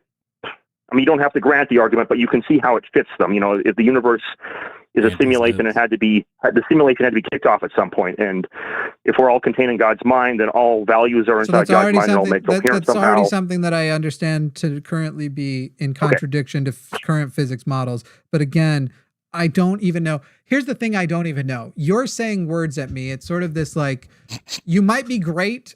You might be nailing it. Or I get off this call, I message Aaron, and can you go listen to that call? And Aaron goes back, writes me back and goes, dude, that was the most incoherent physics shit I've ever heard. I don't know which one he would say, and I don't know which. You can't judge it. You can't judge it. The reason I bring this up is I gave them all of this. My only expertise is probably on woodworking, and I could be making an argument for atheism from a type of woodworking that you can't grasp either, right? I can get so hyper specific that we are in clearly a specialist area. The reason I brought this up is that I basically gave the apologetics community. I mean, I went to a master's degree with J.P. Moreland because you like this stuff so much. Okay, so the reason that when I bring this up is because I basically gave them everything they wanted on a silver platter, right? So they should be happy, right? And as you can see, if I'm right, and you don't have to think that I am right, but if I am right, you can see how all this gets you a kind of a God without magic, right? Without any God of the gaps types of, we don't know, therefore God in it, right? You say right, and I want to say heard. Acknowledged? Okay. Acknowledged, okay. Behind. So you'd think they'd like that, and the thing is it turns out they didn't like it, or a lot of them didn't like it. And the reason they didn't like it actually kind of pulls the mask off of the apologetic, institutional apologetics, shall we say? Mm-hmm. And the reason is all those evidences for God. So whenever you hear an argument for, God is, the universe needs its first gods, therefore God. The universe, you need to have moral absolutes, therefore God, et cetera, et cetera. You get all of these things from this, yet they don't want it. And you think, well, why don't they want this, right? Because I'm giving them everything they want in a silver platter, or everything they claim they want. The reason they don't want it, okay, and this is the funny part, it has no magic in it. It's a god without magic. I basically explained the Force without midi-chlorians, and they can't stand the midi-chlorians. Well, that puts me on their side because midi-chlorians was a mistake. But Johanan, I'll listen to the calls. In reality, I promise. Eventually, not necessarily me. I will listen when you talk about it with Aaron. I'll listen when you talk about it with Matt. Okay. I feel like we have accomplished very little, and I don't think about inspiring philosophy, and I don't think about the apologetic community. So maybe that's where the disconnect was. Maybe you were like, oh, these guys, they probably interact a lot, and they're going to love to find out where this weakness was over there. And that's fair, but that ain't me. That is some people on this channel, and I'm going to guess that you were just in good faith assuming that that was me. And that ain't me. Yeah, I was aiming at Matt today because he actually specifically interacted with the specific argument. Yeah. I was he interacted on a professional level in a debate. Word. What? He's back Wednesday and next Sunday. But I have a caller who does want to defend the existence of magic, and I want to know if it's just magic in a young girl's heart. Well, so can we go before we go really fast? Can I leave one thing left over? If really fast means 30 seconds, you can say whatever you want in the next 30 seconds. I'll give you 30 seconds. It turns out that the kind of God it gives you, and there's an entire book called The Quantum Hermetica written on this, it replicates, this model replicates a hermetic picture of reality, which, if it were known to the Christians who are using the argument, would probably freak them out because it actually does give you a kind of magic, not in the pejorative fairies and pixie dust sort of way, but in the ceremonial sort of way. Let me explain to you how lost everything you were saying is, because I don't think I've actually demonstrated it. Everything you just said, I was trying to figure out how to rearrange into a poop joke.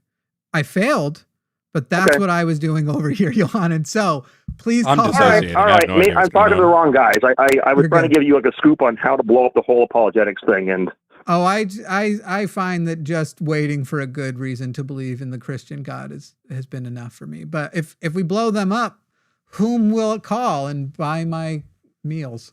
All right. Thank you, Johanan. It'll be amusing, don't you think? I think so. We'll talk to you later. Yeah. You got everything on the silver platter, yet they don't want it because they don't have it the right way. They want it. That is what you're reporting to us. Yes. All right. Thank you, Johanan. All right. Sure. Bye. Bye. Jovan. What happened? What just happened? I dissociated through like almost all of that. I think it's a simulation. I think here's the deal. Why would that Jim Carrey movie exist if not as a hint to me that I'm in the Truman Show? It from what I gathered, everything exists in God's mind and we're just a thought basically running in God's mind. How do we know it's his mind? What if we're just a thought running in God's butt?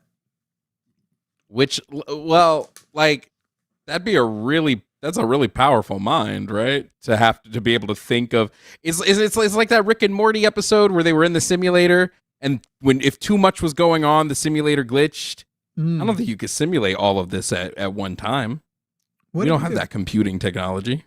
What if you could prove quantum entanglement between the consciousness of the different microorganisms? You lost me. You lost me.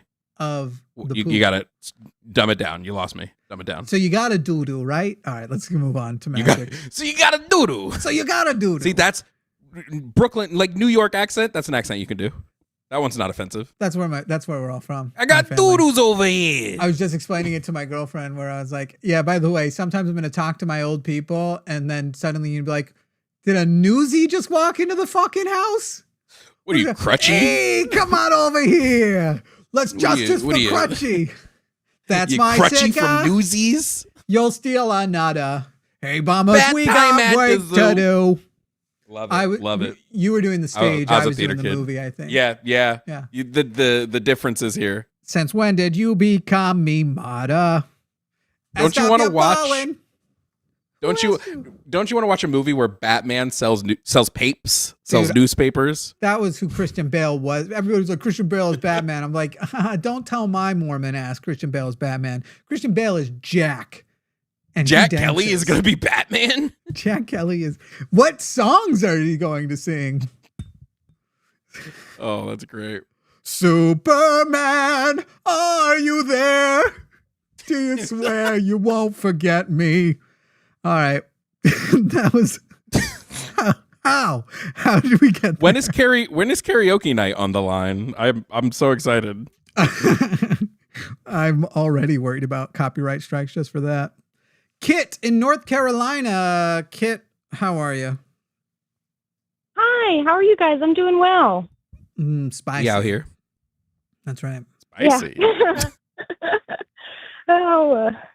I think it's hilarious that I came after Johanan because I think a lot of my reasons for now I'm not going to go really far into quantum entanglement or anything, but a lot of my reasons for what I believe are informed by a lot of similar things that he was talking about, but they're like, it's basically the opposite belief, which I think is hilarious. It kind of reminds me of Protestants coming out of the Catholic Church. All right, but you'll tell us in like a way we understand, right? I'll tell you this, Kit. Yes, hopefully. I have learned that the moment a person who is arguing for their religious belief says quantum, the first thing you have to do is investigate whether or not they know what the fuck they're talking about. And in the case of that person before, I don't have the tools to evaluate. I suspect I know how it will go, but I'm going to leave it up to the actual physicist to declare so. Oh, yeah. Now you're calling in with the assertion that God doesn't have to exist for magic to exist, which I agree with. However, that doesn't mean I agree that magic exists. Yes. So I'm not necessarily using magic in like the mystical way, or like using supernatural in the way that we usually would look at it. You probably should. My main argument, because it sounds like you're about to give us a God is love, and therefore if you believe love exists, the God exists sort of argument. And so no. I think I think that if God was real, sorry. No. I'm not talking about that you believe in God. I'm talking about a parallel example. So let me tell you what you should avoid. I'm literally just here waiting to tell you that's an equivocation fallacy. So I wish I had a button. I wish I could make a graphic happen when it happens. But I suspect before you even tell me anything, you're about to commit an equivocation fallacy. Do proceed. Alrighty. So I think my main argument would be for even if there are things that we can actually understand by science, they're still not necessarily mundane. Like the example of a woman who pulls a car off of her child. We know that it's because of like adrenaline running through her system, keep making her stronger, and the animal imperative is to save her child, right? So we know why women and people in general are able to use their adrenaline to have seemingly feats of superhuman strength. Mm-hmm. And I think that is magical. Like, hey, not quick, in the way that we can't explain it. Yeah. Jovan, you do production stuff now. Do you think a 10-foot ceiling would be enough to have a hammock of balloons that could drop and then a banner that says that's the equivocation fallacy? Is that enough space? Not if you have the split screen? No, you're right. Kit, I don't mean to be flippant about it, but this is the equivocation fallacy. You've basically just gone, if I redefine magic, magic exists. Well, so it's not necessarily that it's, but I'm not trying to fight for, like, I know that I'm saying it in simple terms, but I'm not necessarily trying to fight for people to believe that the supernatural exists, but to look at life in a way where even if we can mundanely explain things, it's still amazing. Like, it's still sure, like, it's how people it's think wonderful. that. It can. And so if you want to be clear with your metaphor, when you say, and I believe it's magical, but in a very secular way, in a very not literally magic, but it fills me with awe, it's inspiring, fine. But if you're going to call as a person who apparently is a theist, but yes, and say the phrase, God doesn't have to exist for magic to be true in the world, you must understand that phrase means God is a specific thing that we are used to interacting with in a theological sense, and that the word magic is also a thing that we talk about in a supernatural sense. Because to sit here and go, but I want a type of natural magic, is to speak in sort of poetic metaphor which is not a way we should be advocating for something that otherwise does a lot of harm to people, because beliefs in magic are not harmless beliefs. And so to come up with this, like, sort of, it's like the people who want to still say they do believe in God, but a deistic God because they're lazy, or by redefining God to something like love, so that within their communities, they can still be not sort of penalized for saying, yes, of course I believe in God, just don't ask the definition, otherwise it's going to piss you off. I can just say I believe in God, and then they get the reward from that community. But they also reward the same community of going, so add me to your number of people who say, boom, God exists. Right now, you're saying you don't believe in a supernatural magic, or in this sense you don't, but you want to use the defense of this secular magic to join a community of magic believers and tell them, like, yeah, totes magic. And that's the opposite of the goal of anybody I know at this channel, of going like, yeah, let's just change the language to still make them feel affirmed. That's why I don't believe faith is harmless, because how do you justify that this person, because they're progressive, is allowed to take things on faith, but this person who wants to murder infidels, they can't use the same method of reasoning. If the methods of reasoning and decision-making aren't consistent, and you can't come up with one that is at least the best of them all, then pretty much it makes it useless. Yeah, I see. Quantum. And I think the way that I quantum. I think the way that I would like to like maybe not necessarily influence y'all, but maybe influence people who watch this, is that we don't need to have systems of faith in order to and I actually think that it's harmful to have systems of faith in place of like actual natural wonders that are in the world. Then why would you concede to their language to describe them? I'm just so confused about what we disagree about here. Because most people won't listen to you at all if you just tell them that they're wrong. But I also do believe in like supernatural magic, but I don't necessarily want to make that argument, because my own testimony isn't something that other people experience. It's not something that's replicable. So I'm not going to use my own experiences as the argument. The dichotomy isn't that you have to always be saying you're wrong when you say that. When a person describes a natural phenomenon as something supernatural, of course I'm going to correct it, but it doesn't have to be always abrasively. People are usually surprised to find out what I'm like offline. Maybe that's part of the issue here, but it's not like I'm like, bullshit to everybody. It's like, no, we actually understand that to be blah, blah, blah, blah, blah, blah, blah. But I guess I don't understand what your point is as a theist trying to argue for some more secular method of living that it seems like you hope everybody, maybe with only harmful beliefs, accepts, while you are yourself accepting non-secular explanations and seemingly do believe in both a supernatural magic and a natural magic without a clear a clarifier of when you're going to be talking about one versus the other. Oh yeah, so that's why I'm trying to stay away from like fully magical thinking, and I also don't want to posit that people I'm using like more simple language, unfortunately, but I don't want to posit that people that are atheists or people who are not of an Abrahamic faith, whenever they explain themselves and explain their beliefs, a lot of the times whenever you have somebody who's very deeply ingrained or indoctrinated by their church, even just simply having those conversations is an affront to them. Okay, that's their problem. So you can be as kind as you want. Right. Yeah. There are people you'll never get through to. Is at the end of the day, is this just like a you telling us that like we need to debate it better? Because that's what that low-key felt like. No, absolutely not. I feel like you're saying we need to go down to the level of the people who are unreasonable and illogical and make it more accessible for them. And I'm just sitting here going like, no, at a certain point, only you can change your own mind. And so we already do some types of adjustment of go, okay, I'm going to think about myself when I was in their position and how I would adjust and try to get through to them. There's already levels of adjustment, but it's not going to come at the point of going, let me adopt your language. Imagine if we extended that into other things.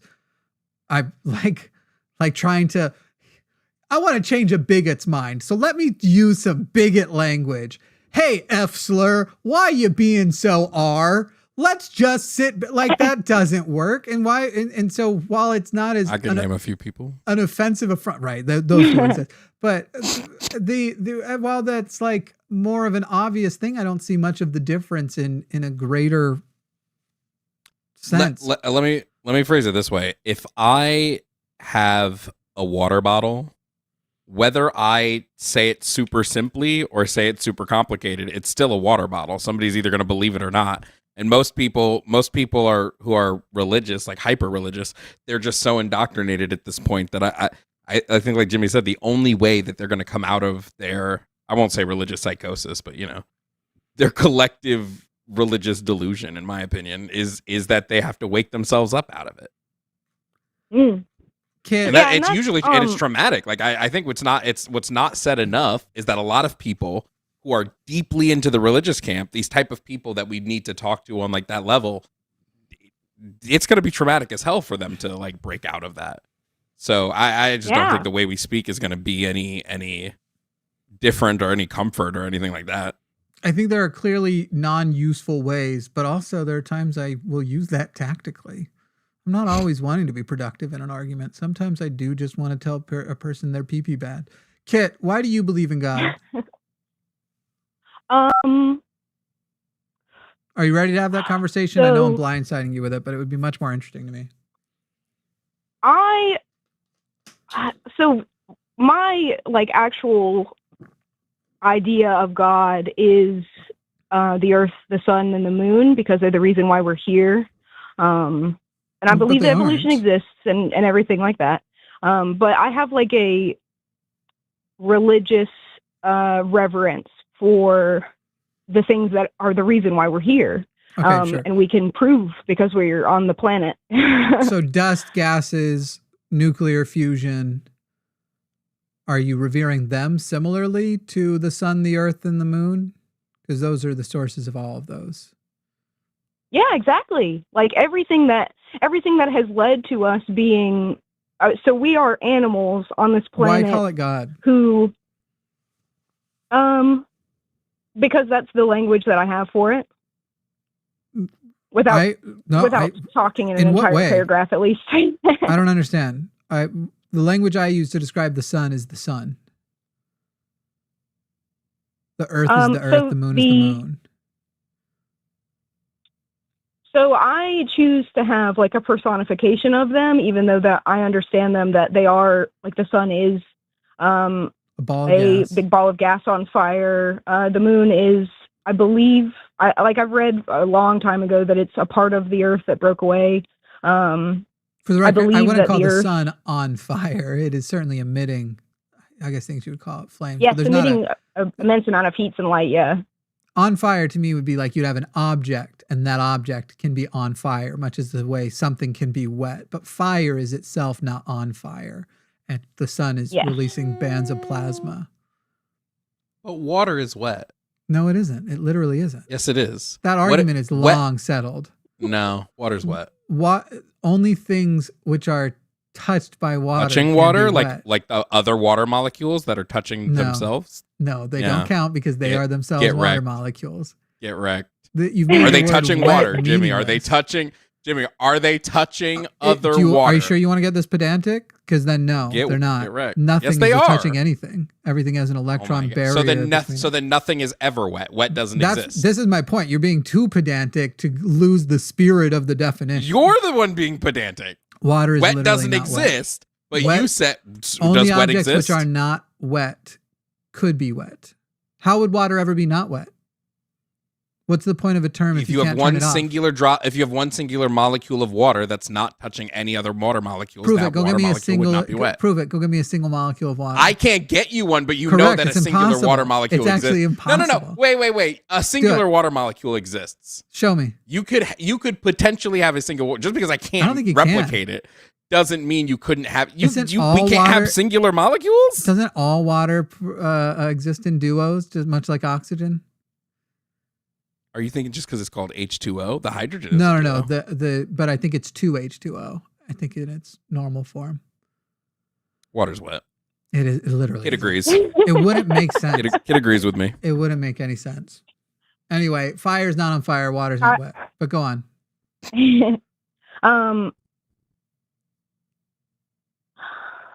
One sec. Okay, so God is essentially an abstraction of your own awe, and you're using the religious terminology that you've been raised with to say where you people are having these experiences, you're calling spiritual with these things. I am instead having it with nature, and I am calling that my God and asking for similar reverence as we ask of you. Is that pretty much fair? I don't necessarily think that I'm asking people to believe the same way that I do, but I want people... One sec.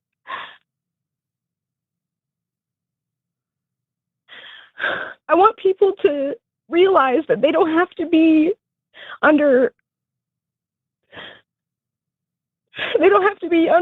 a terrible religion that harms so many people to feel like there is magic in the world. Sorry.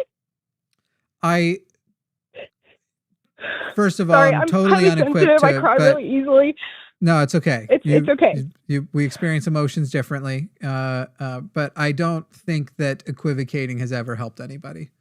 I grew up in a very truly terrible religion, and I don't think my way out of it would have been like, oh, I'm really attached to the terrible principles of this cult that I'm in. But if somebody else just uses the word God, I can just switch over to there, and that's the appeal.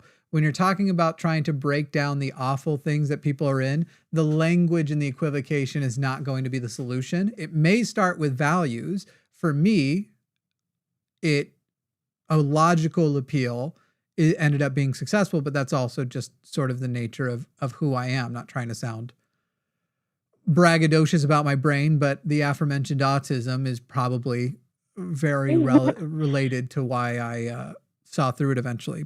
But for other people, it will start with values and whether or not you are, that's a good place to start, but it's not a good place to end because God could be an evil prick. You don't know.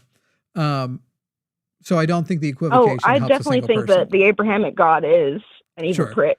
But I think that equivocating is actually a tool used by people who want to exist without upsetting religious people, not for people who are trying to change religious people's minds. I think you have an easier time living in a society by saying you believe in some kind of God that is religious than you are actually effectively changing the minds of the people with bad religions. That is how I would describe the effect of your equivocation. Now I'm asking AI if water is wet. Hey, yeah, Kit, would it make you feel better if I dunk on Jimmy real quick? Like an absolute Michael Jordan level dunk. I'm ready. This is from NPG Asia Materials, Physical chemistry, trapping a single water molecule. A single molecule of water has been isolated for the first time by trapping it in a fullerene cage. Suck it, Jimmy. Excuse me. So that singular water molecule would be dry. Excuse me. Would that water molecule be dry? Yes or no? No, because I'm also, first of all, I'm going to take your dunk and make you realize you just put it in my basket. And then I'm going to give you the technical definition of wetness, which is also going to ruin it for you. First of all, you just described that it isn't. Perhaps you're right, because I think you may have used some type of language of like, it is possible. But I believe this just confirmed that it doesn't exist in nature because they had to use a method to, for the first time, isolate a water molecule. Is that a naturalistic fallacy I hear? What? No, technically it happened in the natural world. But what was the year? What was the year of that? 2011. So prior to 2011, unfortunately, I'm just completely right. I'm only mostly right after 2011. No, you're not. Prior to 2011, it would just be that we had never. No. We just hadn't had a dry water molecule. That didn't mean that my water argument couldn't was that be dry. that it doesn't exist in isolation. No, your argument is that water is not wet. Your argument was water is not wet, and I just proved that water is wet. Either being a dry water. Scientific/technical definition. And this actually is true, and I should have brought up ice before. Water can be wet if it is ice. because wetness is typically defined as the interaction between a liquid and a solid surface, where the liquid adheres to the solid. By this definition, water is itself not wet. Of course, sorry, in whose liquid definition form. is this? AI's source. Let's see. I can give you a clearly filtered AI, the thing that's taking all the water. Yeah, seems like you're feeding Kit, into big water here, Jimmy. Kit, did you hear how I just won? Because that was a total redirect of the argument. Because you didn't by give the it. way, You gave by the way, you gave the a water's definition already from taken. AI. The water's already taken. Oh, don't use that as a fallacy argument from AI, because it's a pretty good. Anyway, I use Perplexity, which is the hallucination-free model. In other words, it always sources everything that it answers. It never makes up an answer. And I can give you from either scienceline.edu, BBC Science, clearly filtered, or my favorite one, a Reddit post in r/chemistry, which I feel is the best source of them all. Anyway, that is the ice in solid Kit, form. Could be wet. I need you to pick a winner. Is it me or Jimmy? Oh, and well, if you pick Jimmy, I'm going to say it was racially motivated. I've also been having the person whom I've mostly been arguing with decide who they like more is a little bit little messed up. I think so. I will answer this in the way that I would think about water myself. As a layman, I think that water is wet until it's not water anymore, because oxygen and hydrogen are gases. You just eliminated your own argument then. You're saying that the state is what matters. And so if water is wet, it's in liquid form. How would itself be? Clearly, it has to do with the interaction of solid to liquid. But also, now we're doing, instead of argument from AI, we're doing argument from Kit. Kit, your definition is wrong. Definitions are descriptive, not prescriptive. So Kit's definition can be correct. When you are describing a technical example of whether or not water is wet according to a scientific standard, they are 100% prescriptive. Wet is not a scientific determination. Of course it is. It's just a gut feeling. You know when something is wet. Oh my God. Well, maybe Jovan, maybe Jimmy Jovan, doesn't know when something what is a wet woman? What is a wet woman? Look forward to my new documentary, What is a Wet Woman? It's coming out on Daily Wire. I'm not touching that with a 20-foot pole. You know who else didn't? Ben Shapiro. He is really looking forward to that coming out. What is a wet woman? I've been asking myself that for a long time. Anyway, what Kit, if hypothetically? So, do you believe in anything supernatural, Kit? Yes. I don't really, I'm kind of deconstructing the belief in even the deities that I have believed in, aside from deifying the earth, the moon, and the sun, and all of that. Just because I've started studying euhemerism, which is like the study of deification of real people. So I don't necessarily think that I can confidently say that I believe that Thor or Odin exists. Although I do have a lot of reverence for the stories that they're in, but they're still I have more reverence for them as characters than I have for them as deities, because they're like an idolization of what you could be as a human being, instead of the guy who's ruling over you kind of thing.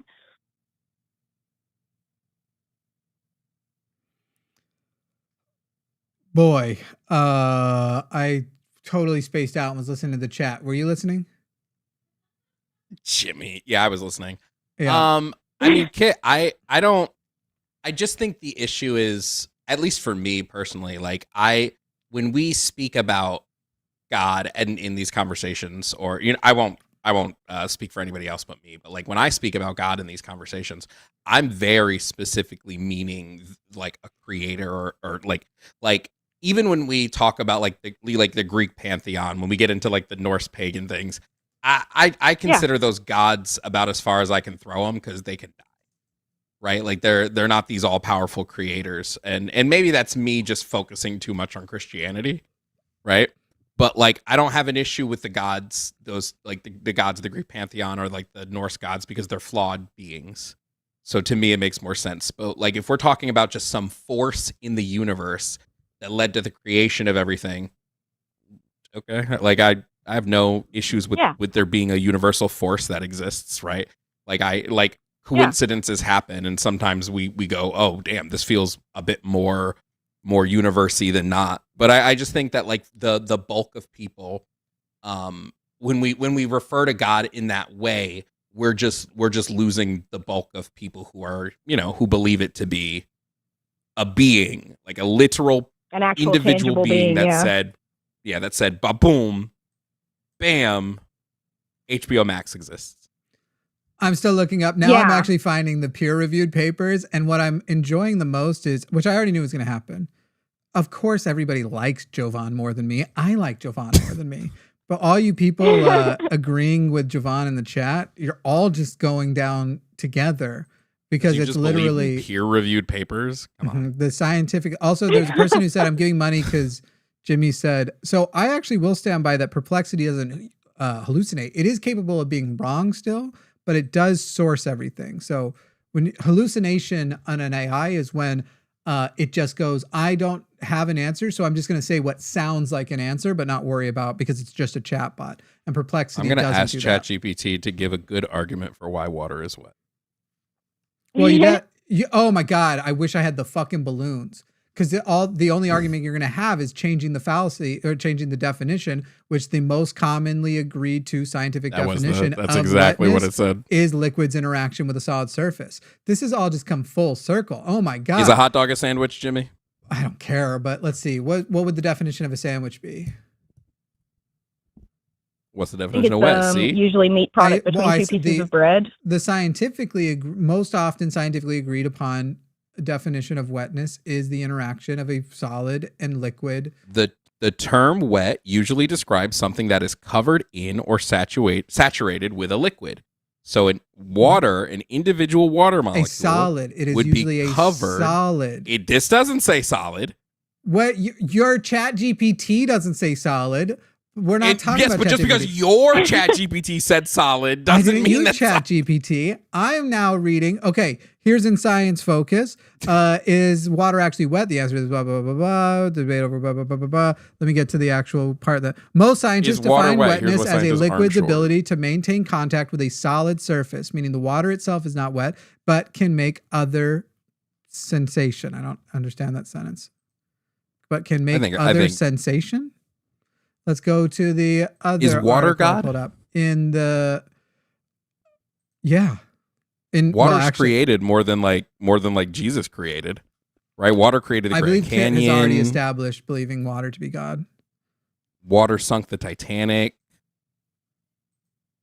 Is water God, Kit? No, not in the way that I wouldn't think of water as God, but like. So wait, I'm confused though, because the sun and the moon. You said the sun and the moon. You would classify those. So what separates water from and sun, moon, and earth? I think if I'm remembering correctly, what you said. So I also wouldn't necessarily I don't say I worship the earth, therefore the earth is I think if somebody just asked me that simple question, then I'd probably say yes or no. But I don't necessarily believe that, I have a religious reverence for those things, but I understand them as they are, Okay, so it's not that you believe they're God, it's just that they're. I get it. Yes. So then I did used to properly believe in other gods as well. And I'm deconstructing that a little bit because of looking into ancient history, and the way that when you look back at early civilization, people had a lot simpler of a way, it seems, to explain all of the things that went on, just because we didn't have the tools to actually understand those things. And that's why I think I made that statement that there's still magic in the world, because even if we understand how those things work, they're still something that's not common, something that a human being or even an animal typically wouldn't be able to do. The tsunamis in 2004 that hit India, our actual our computers and the the programs that we use to sense whether a tsunami or an earthquake was coming didn't pick up on that tsunami back in 2004. There were a lot of people who died from it, unfortunately, but there was a specific instance where there were elephants who were in a town along the coast, and they actually broke away from their shackles and they went up into the hills, and there were a bunch of people who followed them.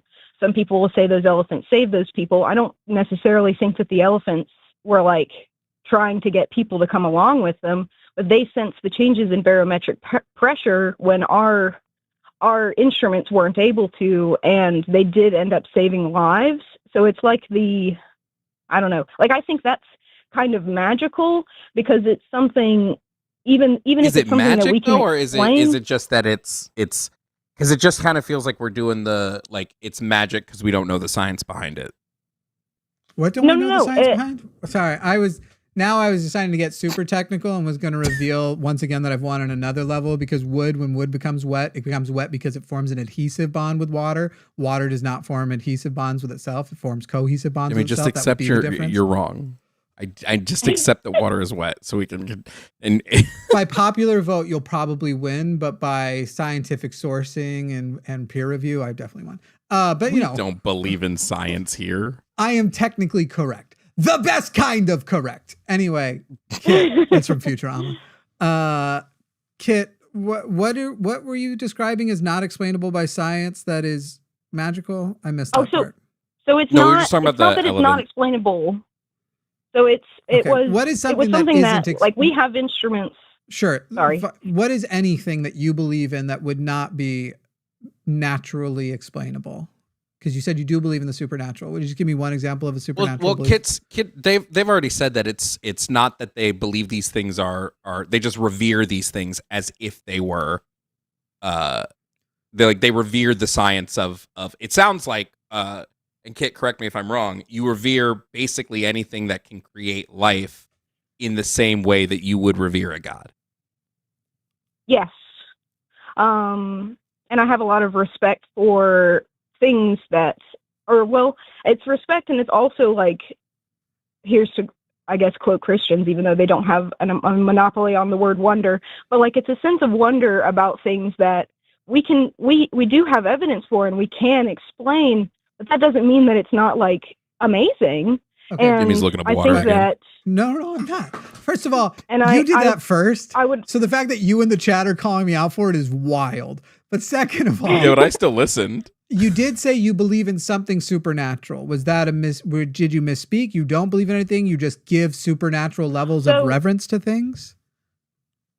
So I do believe in things that science cannot yet explain, but I don't necessarily think that it's helpful because it's just my own experience. It's not something that's replicable in the way that just like how a Christian will say, well, God is real because this happens, or God is real because I had this experience. Okay, would you like to share one of them? You're saying that science can't currently explain. Do you believe that there is still a natural explanation for them, even if it hasn't been articulated by scientists?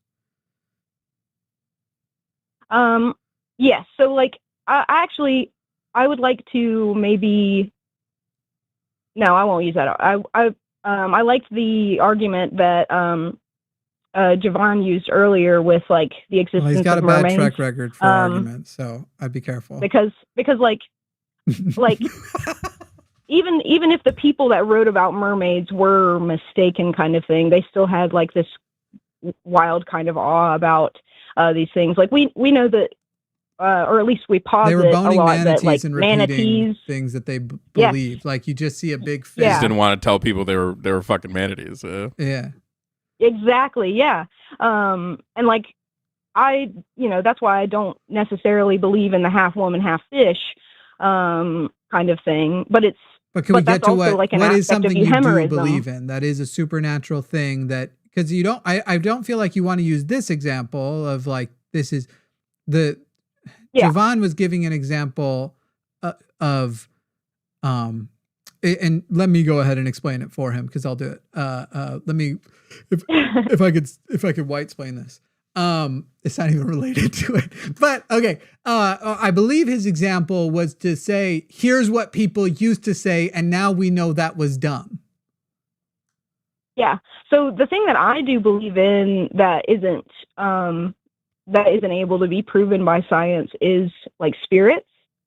Okay. Because I believe that at least, so we don't have the science for them. We only have science disproving that they exist right now. But like I see that the awareness or the feeling of a spirit in a clean and sober mind, because we have spiritual experiences like with our ancestors and things whenever we're high on whatever, and that also lends credence to a little bit of my beliefs. But in a clear and sober mind, if somebody senses something that they can't see, it kind of makes me feel like it's similar to being able to feel the changes in barometric pressure, because we can't necessarily see that the storm is coming, but right, your bones will ache because the barometric pressure is changing. Right. And we also have other senses we don't even talk about. We have electromagnetic sense, for example. Yes. What is the you're saying you believe we have a ghost in us? Like there's a clone of us that is ethereal of some kind? Is that what you're describing? I got that dog in me. Not necessarily that it's a ghost of us, although like I think some people would make the argument that like your electromagnetic field that a person or an animal emits is the proof of the soul. I've had such a good time talking to you, but if we can like just cut to what the thing is, because I feel like that's what I've been trying to do for 30 minutes now. Can we cut to what is the skip the like what other people might say? What is the supernatural thing at play that you're saying? I don't believe there are ghosts. I think that when we die, all of our essence of us dies with us once we're dead. I think that consciousness is an emergent property of our brain, of how many things our brain's doing at the same time. I don't believe in any kind of that you and I could spiritually connect from afar. When you said we have experiences with our ancestors, I don't think we literally have experiences with our ancestors, even if we hallucinate that that's who we're talking to or whatever.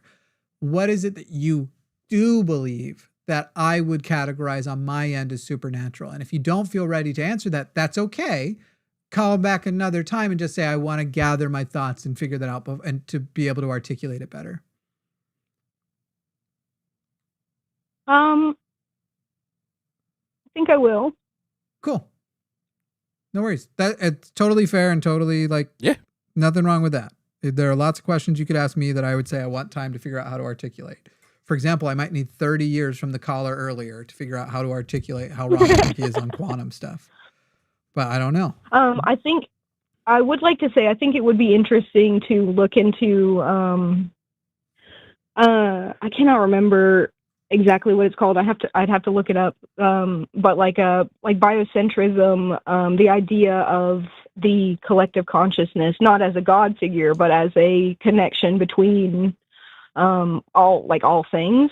There's a little bit of quantum physics and quantum mechanics in that, but it's a emerging like scientific theory that's getting a little bit more knowledge, getting a little bit more research, and not even like as a hypothesis, but not even as like something to look at through a religious lens or even through a spiritual lens.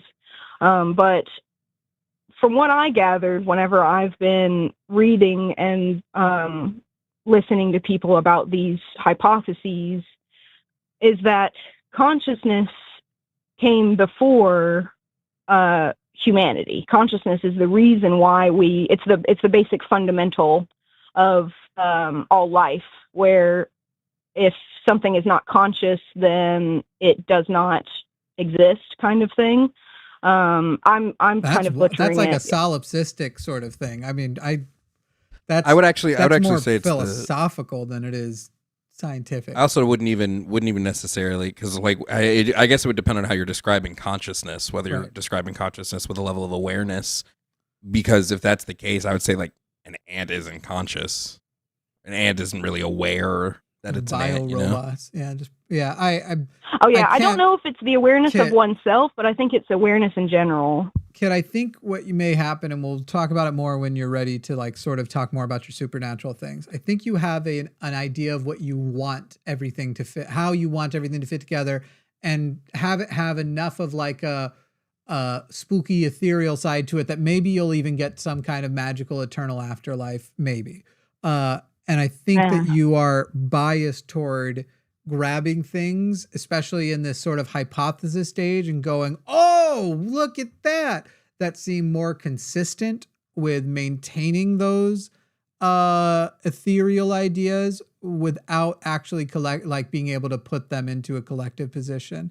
And I think that is something society tempts us to do, and I think it's a mistake to do it. But do work on what you were saying. You were gonna give us a call back at some point with those. I mean, it won't be Jovan and I because we're never working again. I'm really mad about the wet thing, but no, I'm kidding. We'll actually probably be working again soon. Racially motivated. Just remember, chat. If Jimmy doesn't invite me back, just call him a racist, and then he'll have to, because he will have to refute those allegations. That's not even the most racist thing I'm planning on doing. I'm planning on crashing your streams and over talking you there. But what if I said what he said, but white? Anyway, let me white it down for you a little bit. Yeah. Choose the white way and be happy. That's a Mormon song, but it's choose the right. Anyway, Kit, thank you for calling. We'll talk to you again soon, I'm sure. The two of us. Thank you, guys. Have a wonderful day. Bye. Bye, Kit. Bye. Nice people are nice people, but I can't. Yeah, I will always choose the white. I mean, weren't black people in the Mormon religion? It was 1978 where the Mormon church said black people are cool now. You can get full membership and priesthood and stuff.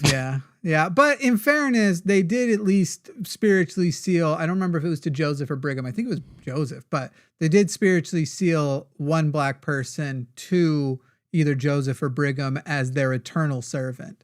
Not slavery, never slavery, but also eternal slavery. Yo, the comments right now have me cackling. Someone called you David Duke. Aw. That's so good. How? That's just another racist name. That's not even creative. Yep. We said creativity. Sometimes an insult doesn't need to be creative. Sometimes you could just look at someone and be like, hey, you're a ball head. I don't even look like him. I have the guy's portrait on my wall. I know I don't look like him. I'm just kidding. Wait, I'm pulling up a picture of David. I actually don't know what David Duke looks like. Hold on. What does David Duke look like? It's actually crazy. No, get out of here. First of all, the dude's got some albinism in him. Wait, I need a young David. I actually think I'm whiter than him. Funny enough. I did my 23andMe and supremacists Maybe I just think all white people look the same. What do you mean I look like this guy? Okay, that's fair. That's fair. But first of all, David Duke doesn't even look like he could grow a beard. And he looks like... his nose is much bigger. He looks like if Ted Haggard had successfully gotten his gay lovers pregnant. Do you know what I mean? That's crazy. It's an inappropriate... Luckily, these parts don't get clipped between the calls. So me saying that he looks like Ted Haggard's butt baby is fine. We'll be fine. I need somebody in the chat to clip this and send this to me so I can post this on Instagram and be like, look what Jimmy Snow did. Jimmy Snow exposed again. That's why his last name is Snow instead of Ash. We got it. We got a saying down in Texas. Cancel me once. Shame on you. You cancel me once, you're not going to cancel me again. Can't get canceled again. No, I do not look like, I don't even know. I Googled it because I felt like you were gaslighting me into believing I looked like David Duke. I was like, some people do. Young David Duke does actually look like Topher Grace, and I think that's why Topher Grace played him in a movie, didn't he? Yeah, it was Black Klansman. Yeah. I didn't see that movie. Of course you didn't. It has black in the name. Yep. But hey, how dare you? If I would have voted for Obama a third time.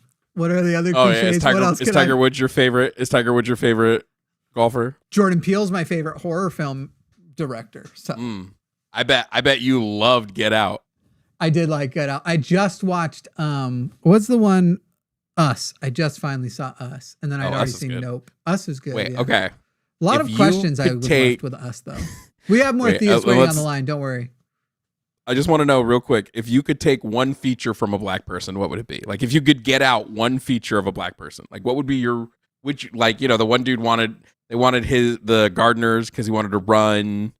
One dude wanted the one guy's eyes. What feature would you take from a black person?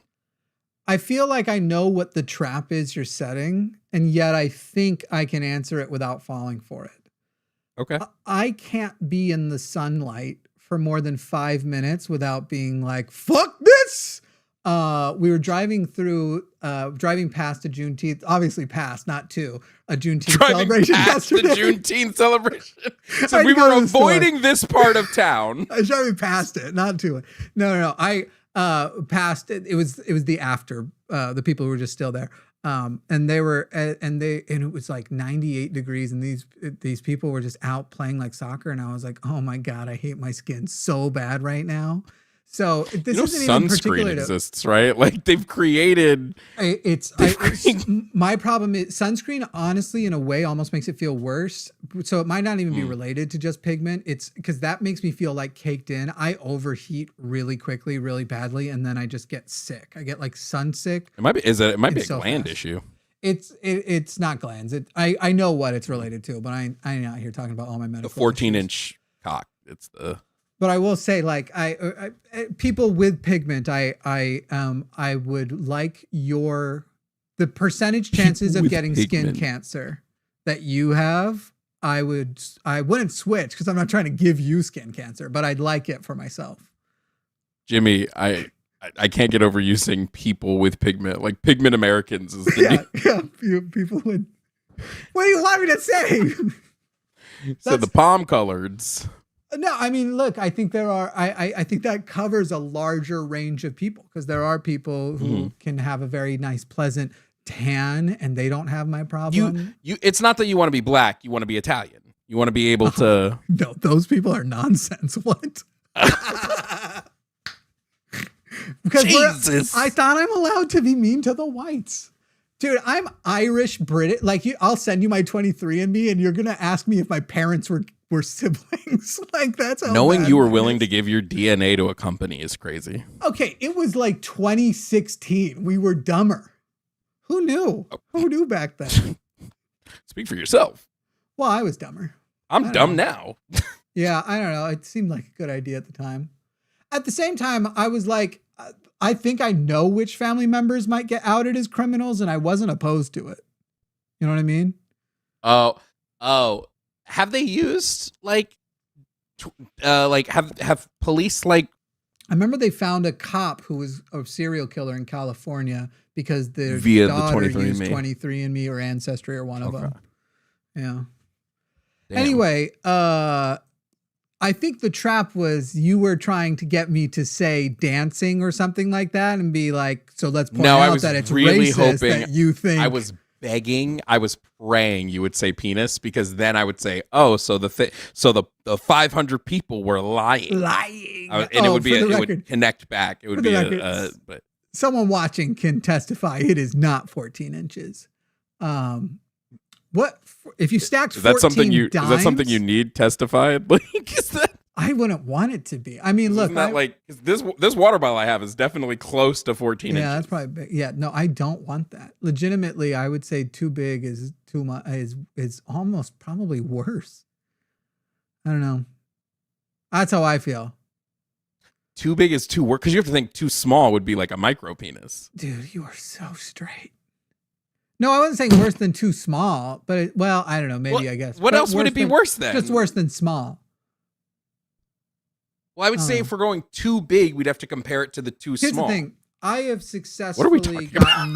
Here's what I'm going to say. I don't have a 14-incher, and I don't have a porn star. You don't say.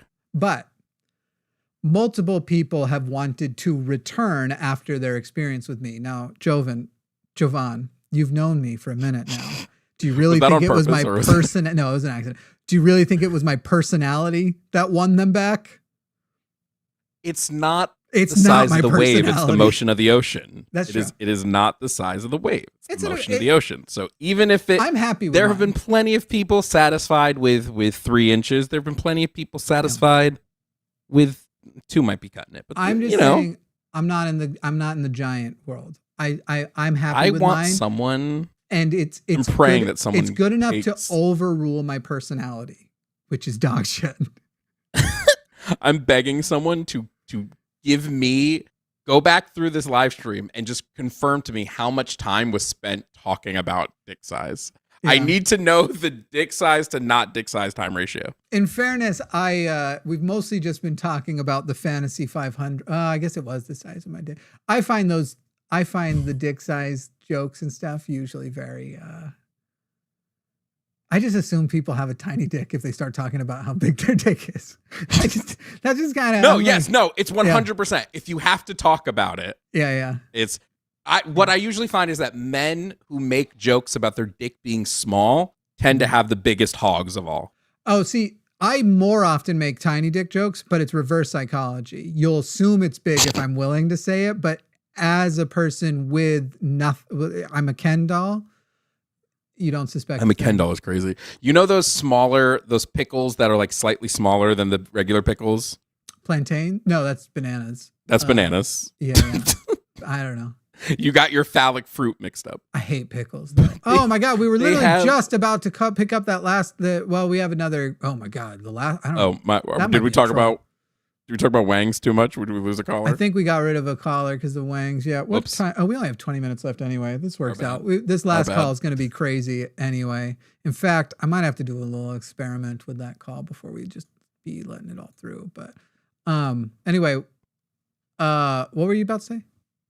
I was gonna say that like I like to buy those smaller pickles, and then you pretend it's a regular size pickle in the dark, and then it confuses people to think that your dick is bigger than it really is. Oh, You hold it up to like the smaller pickle than a regular pickle. It works, but the I don't lights like have to be pickles, off. so I couldn't name Same. types of pickles. I find them repulsive, and emasculating. That's very straight of you. She laughed. That's okay. That's enough for me. No, I mean the little ones. You said I find those ones particularly emasculating. I thought you meant regular sized pickles. I wish. Now we're just getting crazy.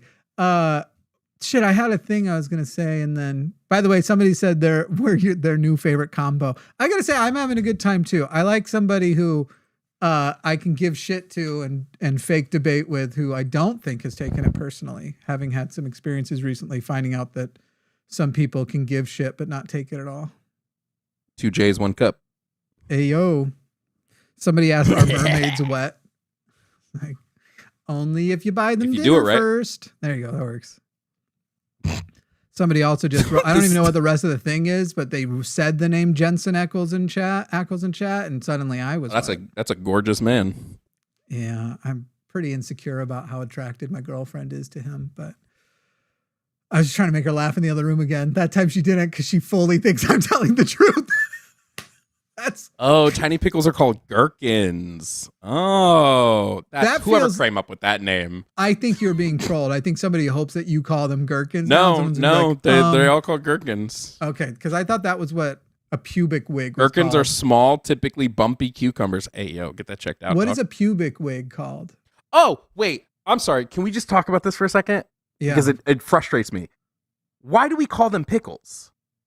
pickle. It doesn't make sense. Pickling is the process. They're Yeah. pickled cucumbers. We don't say anything else we pickle. We don't call it Or pickles. pickles. Like if you pickle like I I don't know, just- like a pepper, we call it pickled peppers. Peter Can I Piper just say picked that- the pickled pepper. As you said, why do we call it pickles? I fully thought we were going down like a race thing, and I was like, "Oh my god, are we racist? It's pickles. Fuck, it probably is." 'Cause Yeah, no, actually who's the name picking the derived cucumbers? during slave time. It was a man, his name was John Pickle.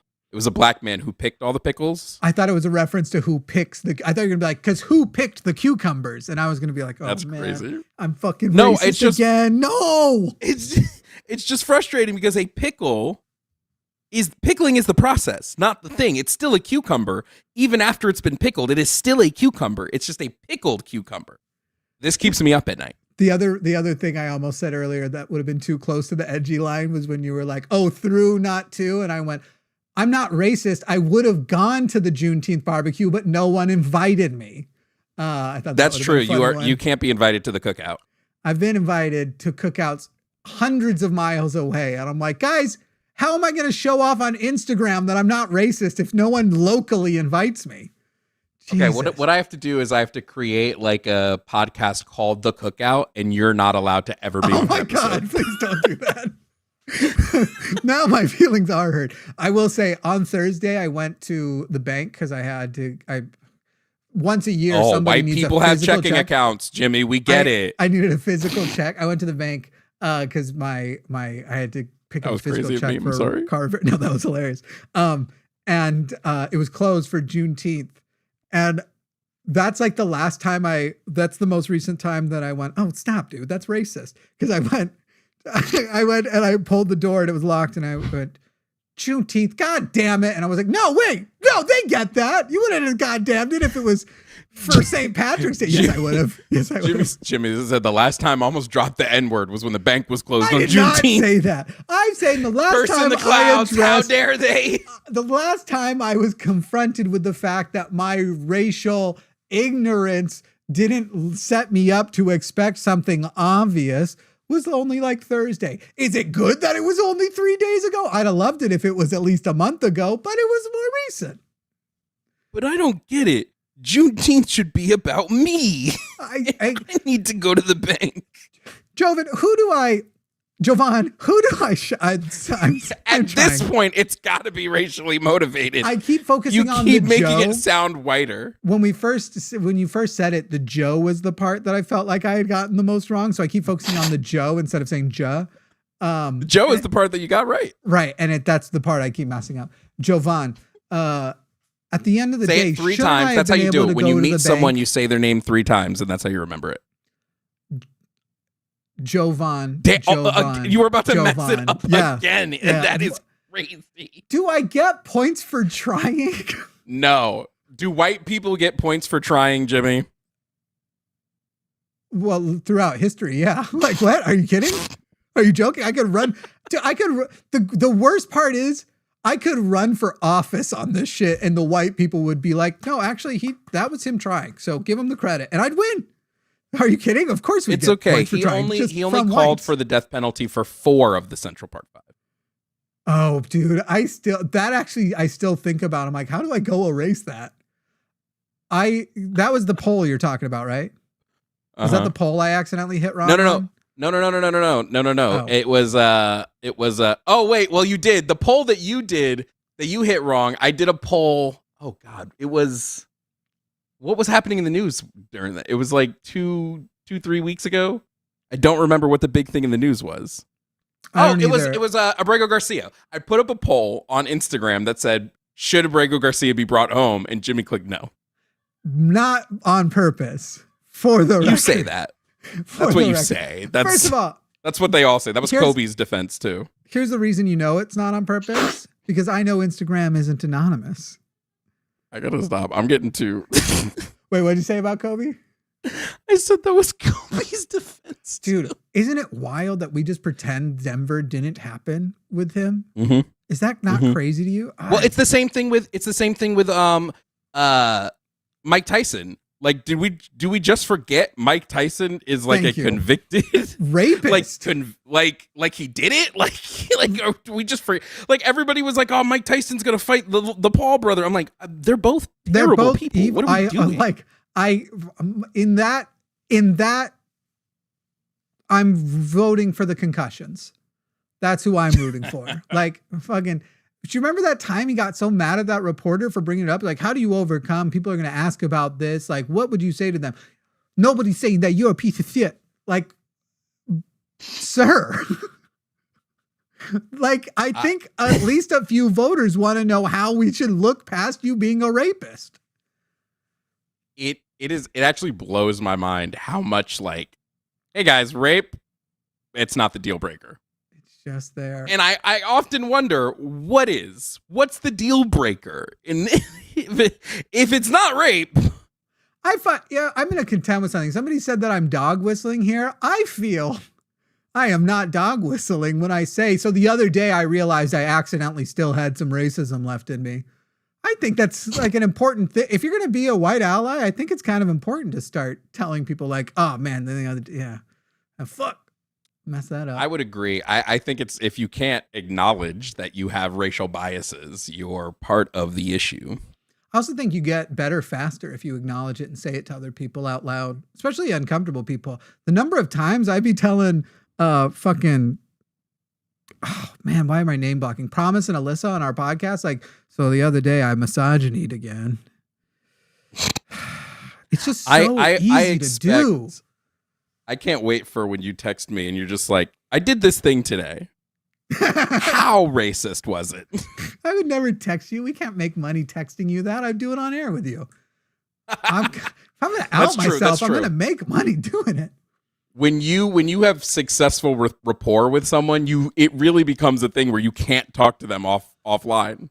The number of like the things that you don't even think about so here's the thing, you deconstruct from stuff. So if you ask me like things in theory, like in essence, am I a misogynist? I hope not, because I recognize that misogyny is wrong and I don't want to do it. But of course they're still in there. And there are times where like something will pop up and you don't even realize you didn't deconstruct yet from like a micro position you had from when you were like 16 and Mormon and thought it's important. Me, a Mormon in Cheyenne, Wyoming, where there's not much other than white folk, not many. It's important that we participate in taking back the N-word. And then during that period of time, there's other like micro things you're doing that you don't even, and then something to that end comes up modern day. And your initial reaction is that old one, because that's the last place your brain ever referenced it. Yeah. And so it's kind of like, oh, go on, please save me. Well, it's just, I say this all the time. I often have these conversations with people who are like, well, I don't like that white people are being demonized. I'm like, you don't understand that it's not demonizing of white people. It's whiteness as a concept. And white people's proximity to whiteness is the closest proximity to whiteness you can have. And so in order to deconstruct from a global system of whiteness takes more than just like going to a racial sensitivity class or I watched Wakanda Forever, so clearly I've deconstructed like it. And it's the same with misogyny. Like men, I like if somebody were to say to me like, Jovan, you're a misogynist, I'd say, yeah, because of my proximity to misogyny and my proximity to the patriarchy, I am by default a misogynist. And no level of deconstructing will ever make that 100% go away until the system itself can be fundamentally changed. Right. Misogyny is also so like, yeah. I mean, you just said it, but in wider words, culturally, it's. Oh yeah. Do you want to repeat what I said so people understand it? It's so easy to be misogynist in our society. It's like thousands of years totally unchallenged, and also women be crazy. No, I'm kidding. That was a joke. Kind of. That was a good joke. Thank you. I think had you said the B word, it would have been an epic joke. I think it would have been an epic joke. I don't think I'm allowed to. I'm too not a good epic. Like it still would have been bad, but I think it would have. It is funny. Straight, and that's the reason why I don't think I used it there, because I definitely am not. Passed straight is so funny. I think cis-het white men are not supposed to say that word anymore, and because I pass as straight, even though I'm not. I try to avoid using it when referring to women generally, but did that word get taken away from the black community yet? No, I don't think so. It still exists in rap songs, right? They still be saying it. Thank you for asking me, though. Yeah, no, I assumed you're an expert on hip hop. See, everybody, every now and then we do a little racist thing. And Jovan asked me whether or not the black community. Actually, wait, because white men are the predominant consumer of hip hop. So it does make the most sense. Yeah. To ask a white person if I'm just fucking I hoping don't for a consume prayer. it. I just financially benefit from it because exactly. I'm not, I don't. Oh, were you going full Kanye? No, I was going more. Well, maybe that's what you mean by it. I'm not a Nazi. I just more meant the amount of white financial exploitation hip hop artists have faced over the last 50 years. Oh my God, true. This is why I always tell people I hate Elvis. Don't bring up Elvis to me. Yeah, you gotta love that. Yeah, okay, but why aren't you respecting white culture? Like, bro, are you kidding? I have mayonnaise in my fridge, Jimmy. I respect white culture enough. In a small way, I'm literally like, the fact that nobody's asking to genocide white people is a kind of respecting I would say white culture. America right now is like super respecting white culture because we're helping the colonialization of the Middle East. I'd say we're like super respecting of white culture right now. So I like I think it's an ironic defense. He's not, basically, I think the context is he's not racist, and then the person wrote because Jimmy can name all 9 members of the Wu-Tang Clan, which isn't even true. Can you name one? Wait, okay. Can I give you a black test real quick? Really quickly? Wait. Have you seen the Key and Peele sketch that I think you're referencing? Yes. Okay. Because I was going to go, but Smokey. Smoke? I want to know. I genuinely want to know how black you are. Okay. Oh.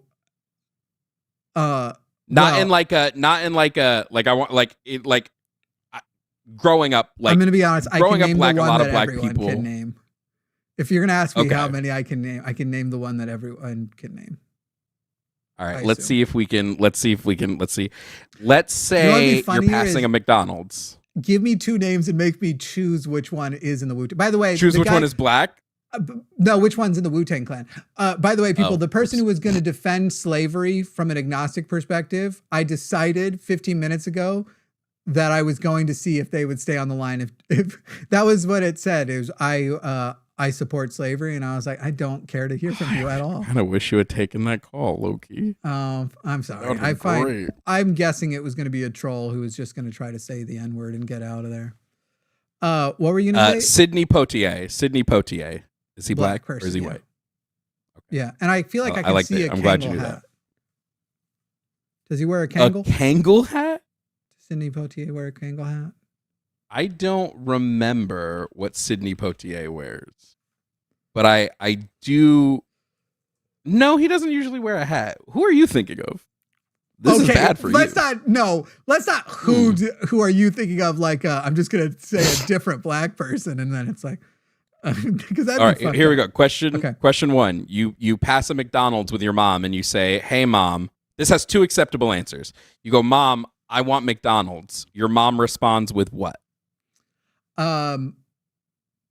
No, you're not going to cost me any money. But are you asking what my mom really says, or are you asking? No. We're seeing how black you. We're seeing if you know black culture. Okay, because every black mom answers the same way. So what would she say? We've got McDonald's at home. That is an acceptable answer. That's the white of the 2 answers. Okay, that's the whiter one. The black of the answer is you got McDonald's money. Oh, that's good. That's good. Can you imagine if I had said it the way you said it? I feel like I would still be in the same hole. That's okay. I won't give you the N-word pass, but you can have the AAVE pass for like 5 minutes. Oh, you can't, because I love doing impressions generally. I already know. You can't do impressions of black people. Just do it, but in an Italian accent. Aren't there a few you're allowed to do? All right, give me another one, and I'll do one that I think I'm allowed to do, and then you tell me if I was wrong. Of an accent? Yeah. I genuinely think if it's not white, you can't do it. I think I can't think of a single one that. What is half white? What if it's half white? What if they're a specific individual with like kind of a very specific, not a general? It's sort of like that's that. I think you would have to be. You would have to be. Like you would have to be of the thing that you're making fun of. The white side can't do the joke. So, to be clear, I think I'm just going to do it. I can't go, let me be clear. Bad? No good? I was thinking I could do Obama. I actually think that one's fine, because Obama doesn't have like a stereotypically black accent, right? And like Obama for him the third time. Obama's accent. I actually wouldn't have, like war criminal, but yeah. I would not have either. But Obama's accent is in Obama. So you're making fun of Obama, That's what I was saying. Because his accent is very specific, so I think that one is okay. Yeah. Thank you. But I don't know. I don't know about anyone else that I can put that with. Because if you were to do like a Chris Tucker, racist. But okay, here's the one that I think if you could nail it, it probably is allowed. But if you do anything short of nailing it, if you can nail it, like I've seen white people who can nail a Cat Williams and they get a pass because they nail it. They got so good. I kind of feel like JB Smooth would be that way. If you could, are you going to risk it for the biscuit? I can't do it. I can't do it. Cat Williams is another person whom I am not fond of. I don't know. Someone said, "What about James Earl Jones, Darth Vader?" But the thing is, Darth Vader's not black, so you're not imitating. Although we don't stand James Earl Jones in this house. I don't know whether it's racist, but yes, every white person has a Morgan Freeman. Morgan Freeman's accent isn't. I wouldn't even call it a black accent though, because my grandmother is from the same part of the country. No, Morgan Freeman's just like Southern. Like he's got that Carolinian, slightly Southern. Yeah. People like to hear he's almost, the sound of my voice. Like I just read a thing about him. He's like deathbed. Like he's gone very soon. Yeah, he's very soon. He's going to be gone. He's got a lot of health problems. He'd been signaling some not great. I was wondering if he was dying the last couple of years because I was like, it seems like some Fox News people are starting to get to you, and I think that must mean that you're slipping. He was one of those people that were like, racism will go away if you just stop talking about it. Yeah, I'm like, no, it won't. Right. I remember watching as we can tell from Larry this show, King about how when you make more money, you then have to live up to the amount of money you make by spending more. And I was like,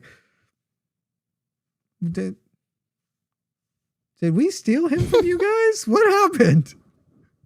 I like how somebody in the chat is like, this is just gatekeeping via racism and no one's above being imitated. You can make a joke about anyone. It's just you're a dick. Like, right? Like just because you are you can imitate whoever you want. It doesn't making the joke doesn't devoid you of racism. I actually think you just made a racist joke. You've even seen the permission given as long as you nail the impression. But then everybody gets tired of and then I went to 7-Eleven and people do their favorite Apu impression. And you're like, I doubt that's what he sounded like. I have an unpopular opinion. I miss some of the white voice actors in the adult cartoons. I think the new guy who does Cleveland is good, but I can tell it's not Cleveland. Right. So I'm like, at some point I'm like, we could get the white person back. It's okay. But is it that you missed that or you missed before you knew it was a white person? No, I always knew it was a white person. It's just that when you get used to a voice sounding one way I actually have the same opinion of watching the trailer for the new King of the Hill. Yeah. I'm like, the voices are slightly different and it's hitting my brain wrong. You're not liking it. Yeah. And I know they're supposed to be older. This is where my autism comes in. Yeah. But I've heard the voices one way for 30 plus years. I need to hear them that same way. I probably feel that way sometimes. I will say also sometimes the opposite happens where the new voice makes me realize how bad the old voice was, how racist it was. And by that, I mean specifically Leo Wong, Amy's father in Futurama. Yep. Hearing the new voice made me go, oh, that was bad. That was the same thing. It's the same thing when I go back and watch King of the Hill and you listen to Khan. I'm like, okay, this because they have other Asian American actors on the show. So when you hear this one voice, you're like, that is very clearly a bad impression. Yeah. Oh, apparently he's dying in agony. By the way, we're done with calls. If anybody just feels like they need to go, I'm just kind of enjoying my time now. Yeah, this has become a radio show. Jimmy and Jovan in the AM. You got to do all the weird sound effects. I'm trying to get ahead of all the comments that are like, oh, wow, what a progressive show. The often white host has a black guy on and they end up talking a bunch about race. This isn't totally again, it's always fair. I'm kind of like, but I'm having fun. How did it end up here? In fairness, you called me racist and that means I'm allowed to be. Well, I'm black, so according to MAG on the internet, everything is about race. So I'm just trying to live up to the to the dream, you know? Dude, that's a real thing though. When we brought on Durante, for example, I don't think he'd mind me telling the story. I was like, hey, so just so you know, I'm having you on because you used to be a preacher. You're really great at talking about these things, and I want that. I hope you are aware that you are our first, like, is it first? Because did somebody leave? Yeah, it was first. You are our first main black, obviously black host, where you're like working at the line, and we've approached other people before, and they've said no because that's going to make them the black ambassador. That people are going to want to call the show about, you know, Christianity about specifically black issues. And I was like, so here's the thing, you can turn all of those down, but I want you to know that going in. And are you comfortable with that? That's going to be, unfortunately, you're in a space that is mostly white dudes, and they're going to see you as the guy who's got a lot of questions to answer. And are you good with all that shit? It's fucking bleak. I'm not kidding. We've approached other people about hosting in the past, and they've been like coming on more. Like I'm already doing that over here. Pause. And I'm going to do an ambassadorship. If I'm going to do an ambassadorship, I'm going to do that with my stuff over here. Yeah, I know it's funny because I, you know, doing the same thing as the line that I do on my channel. I do random call-in debates and conversations. It is staggering the amount of calls I answer, because I don't do screening like you guys. I just like send in the clowns. Yeah. Let me hear all the craziness.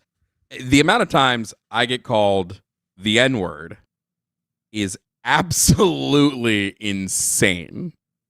It is at least once a stream. Yeah.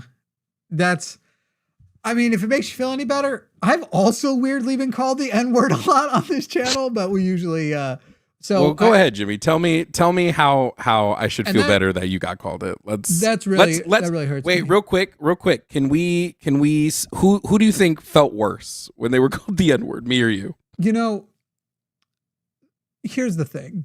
I don't even have a better way to end this. No, I love saying. I know this is going to sound like an excuse, but I've told this story a few times. I love saying to people, if it makes you feel any better, and then say something so that's not going to, because it's a real thing we do. And the reason why I like doing it is one time I was super duper, like really, really sick.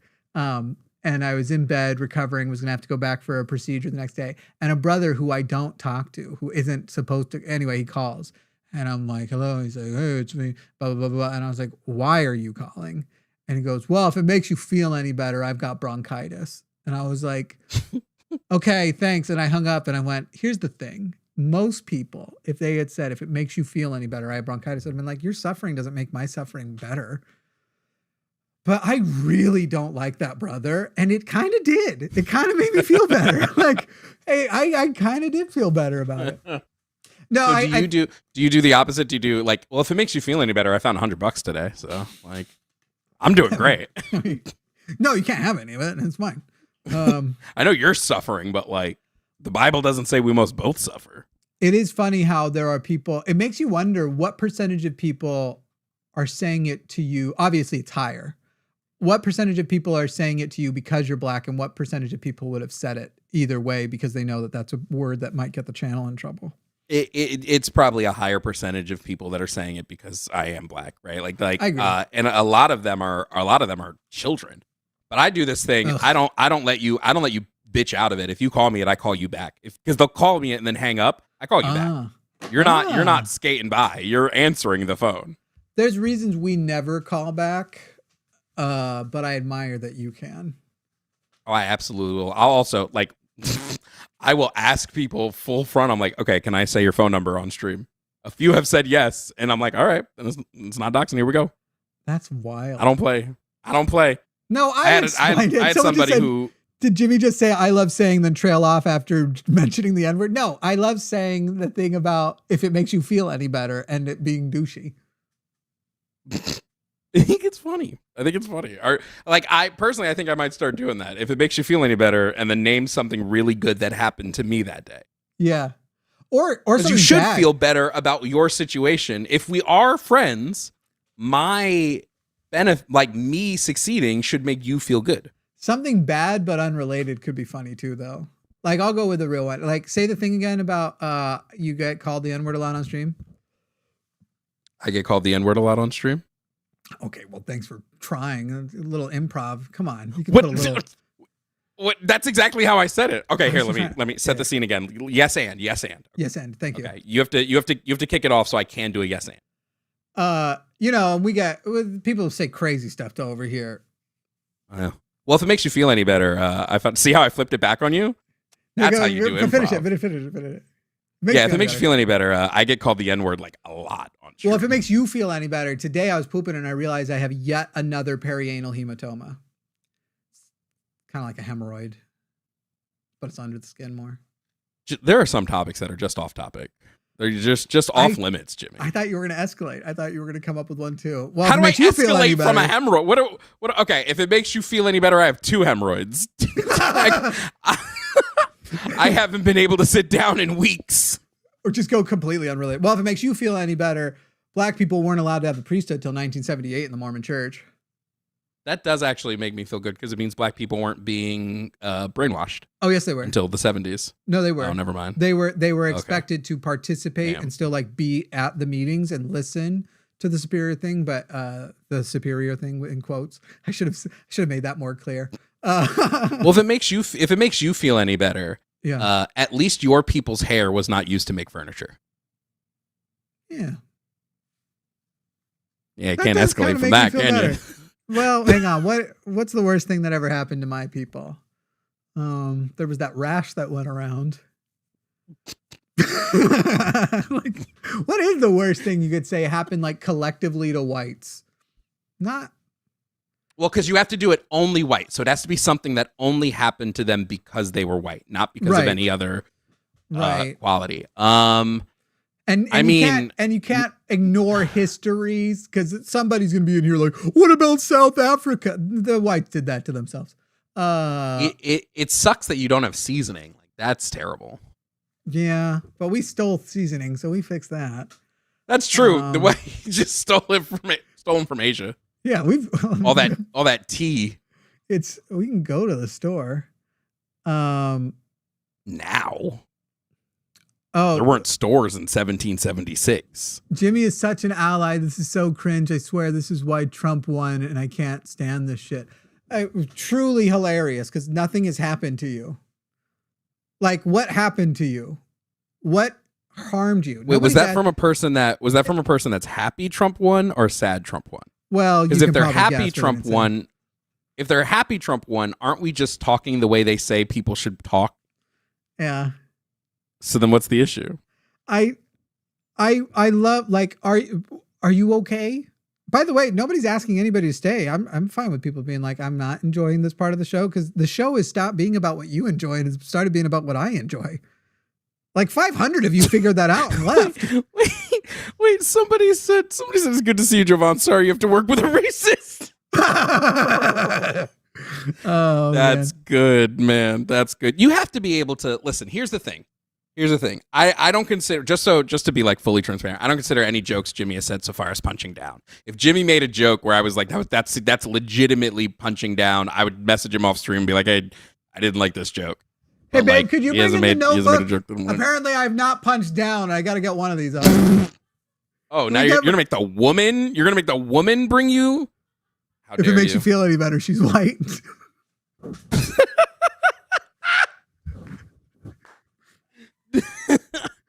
White women haven't suffered enough. Oh my God. Jimmy and Jovan are the students who can't be paired together on a project. I stayed on the line for, here's another deleted one. Oh, wait, no, I was reading that one. I stayed on the line for 40 minutes while these two piss ants won't shut the fuck up.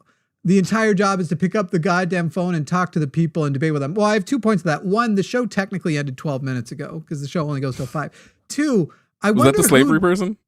I don't know. But I wonder who decides what the job literally is, if not the owner of the channel. I was just going to say owner, and I realized that could have had other connotations, and I decided to let not of the channel. I wonder who decides what the literal job is. I know. We learned that Jimmy's a capitalist today. That was thank you. Hey, for the record, I very much appreciate what you just did. The whole Jimmy wasn't punching down and giving but please don't do that in the future. Let them fight it out. Now the comments, the comments are going to be so boring. No one's going to argue about whether or not I'm actually racist. Wait, somebody said finding food spicy if it's only got pepper on it is so funny, but I have to be super transparent. I think that a plain McChicken from McDonald's is too spicy. I hate to be that guy. You can't do the not spice. too spicy. I don't really do spice in general because, like you, I got a little bit of autism, so I got a lot of food stuff. I think spicy. I ironically love, but I can't. I think it's too spicy for a plain chicken sandwich. Oh, like when I get a McChicken, I'm expecting like a chicken patty. You want a chicken nugget enlarged? Yes. Yeah. Essentially, yeah. And so I think a McChicken. I don't like McNuggets. I don't like nuggets from McDonald's. I actually think they taste like pink goo. Not a fan. Not a disgusting. The pink Burger goo King has the superior nuggets. I don't care. I'll buy them. So I think I just have a child. Well, I don't know about childhood because we didn't really get fast food much, but I have some. No, it is okay. So I pretty much didn't eat any meat. I truly, like, nobody figured it out. We should get him tested or anything until I was an adult. But meanwhile, until about 10 years old, I would only eat peanut butter and jelly sandwiches and hot dogs and nothing else. So hot dogs, Oscar Mayer was my only. And then my grandfather introduced me to chicken nuggets at McDonald's, and that was my first like awakening of like, is meat awesome? No, so I'm a Nathan's. Oh, hell only. Yeah.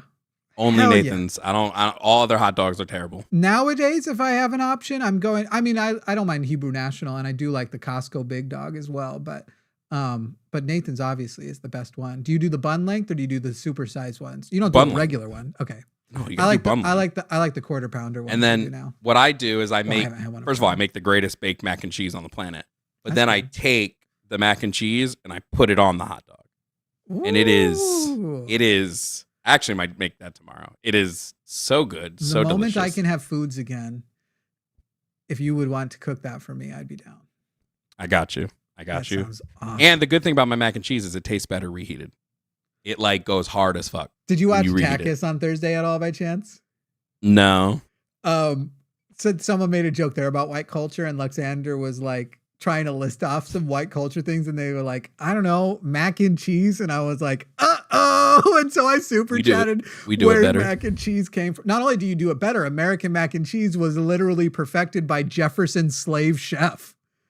Like, that's what American mac and cheese comes from. Like, so I was like, so in a way, our getting mac and cheese via slavery, very white culture. Like, it's both simultaneously not white culture and kind of the most white culture. It's like weirdly both. Patti LaBelle mac and cheese over Paula Deen. But I gotta go do my weekly show. Okay.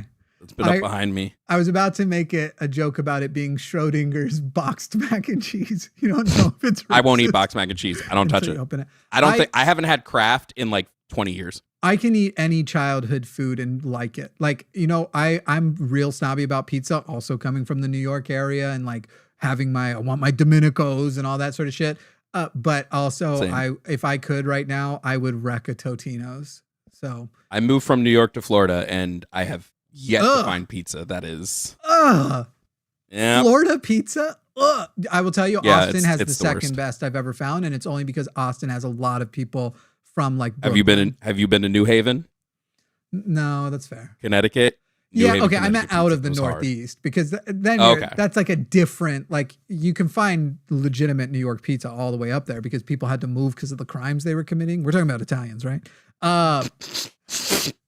Anyway, that's a joke. I'm Italian, so I can make that joke. I'm not Italian, but who could tell? Look at me, fucking all whites look alike.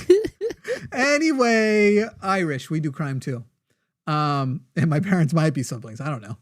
It's a lot. The family tree reemerges. What is it? Merges. Are you saying that your family tree reconnects to itself? Yes. Because that's...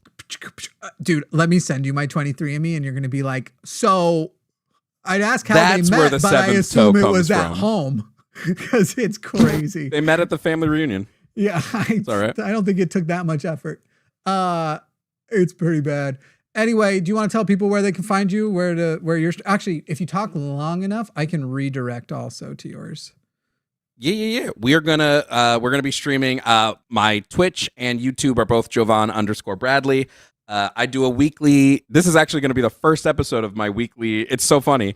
I'm setting up for my weekly like news and debate show that I'm starting on Sundays. And Jimmy calls me and's like, "Are you doing anything in an hour?" And I'm like, "Well, I was supposed to, but why? What's up?" I'm so we're going to be the doing competition is what's happening. Is the show already Exactly. made? Is it already an event somewhere? Nope. Oh, I can't read. I probably should have made it an event somewhere, but you got a but second. just come to my YouTube, or let's see if I can make it really quickly. Because I could come to my YouTube and or Twitch, Jovan_Bradley. I do this every day. I debate conservative chuds for a living. Come say hi. Come say hi to us. We're about to go over some news. And we're going to talk about, the war that's about to kick off, but come hang with us. I think it kicked. Come hang out with us. And I'm going to go see if I can't really quickly make an event. Wait. I might eat a loud chip. It's like not letting me sign into my YouTube right now. Oh, here we go. Beautiful. Let me go make an event real quick. Mic. Yeah, mine is... I guess we're breaking stereotypes here. That's right. Well, I have to compensate. Who is Jovan Bradley? Who am I? Well, I'm to answer Spider-Man. that, we're gonna have to go back a ways. I don't know how to make an event. Just come over to my page. You'll see me go live in 10 minutes. And then don't miss After Dark tonight and new episode of Linus podcast tomorrow. Thanks everybody for watching. Oh fuck, I forgot to update the thing. Well, there's a slightly updated version of this on the other episodes this week, but it would take too long. Oh my god, the TV behind me just turned off. Right at the exact time. I can't hear you now. Oh. Now Rest I in can. peace. Oh, not rest in peace. That was the show, everyone. Sorry. I say that every time, not just with you. Sorry.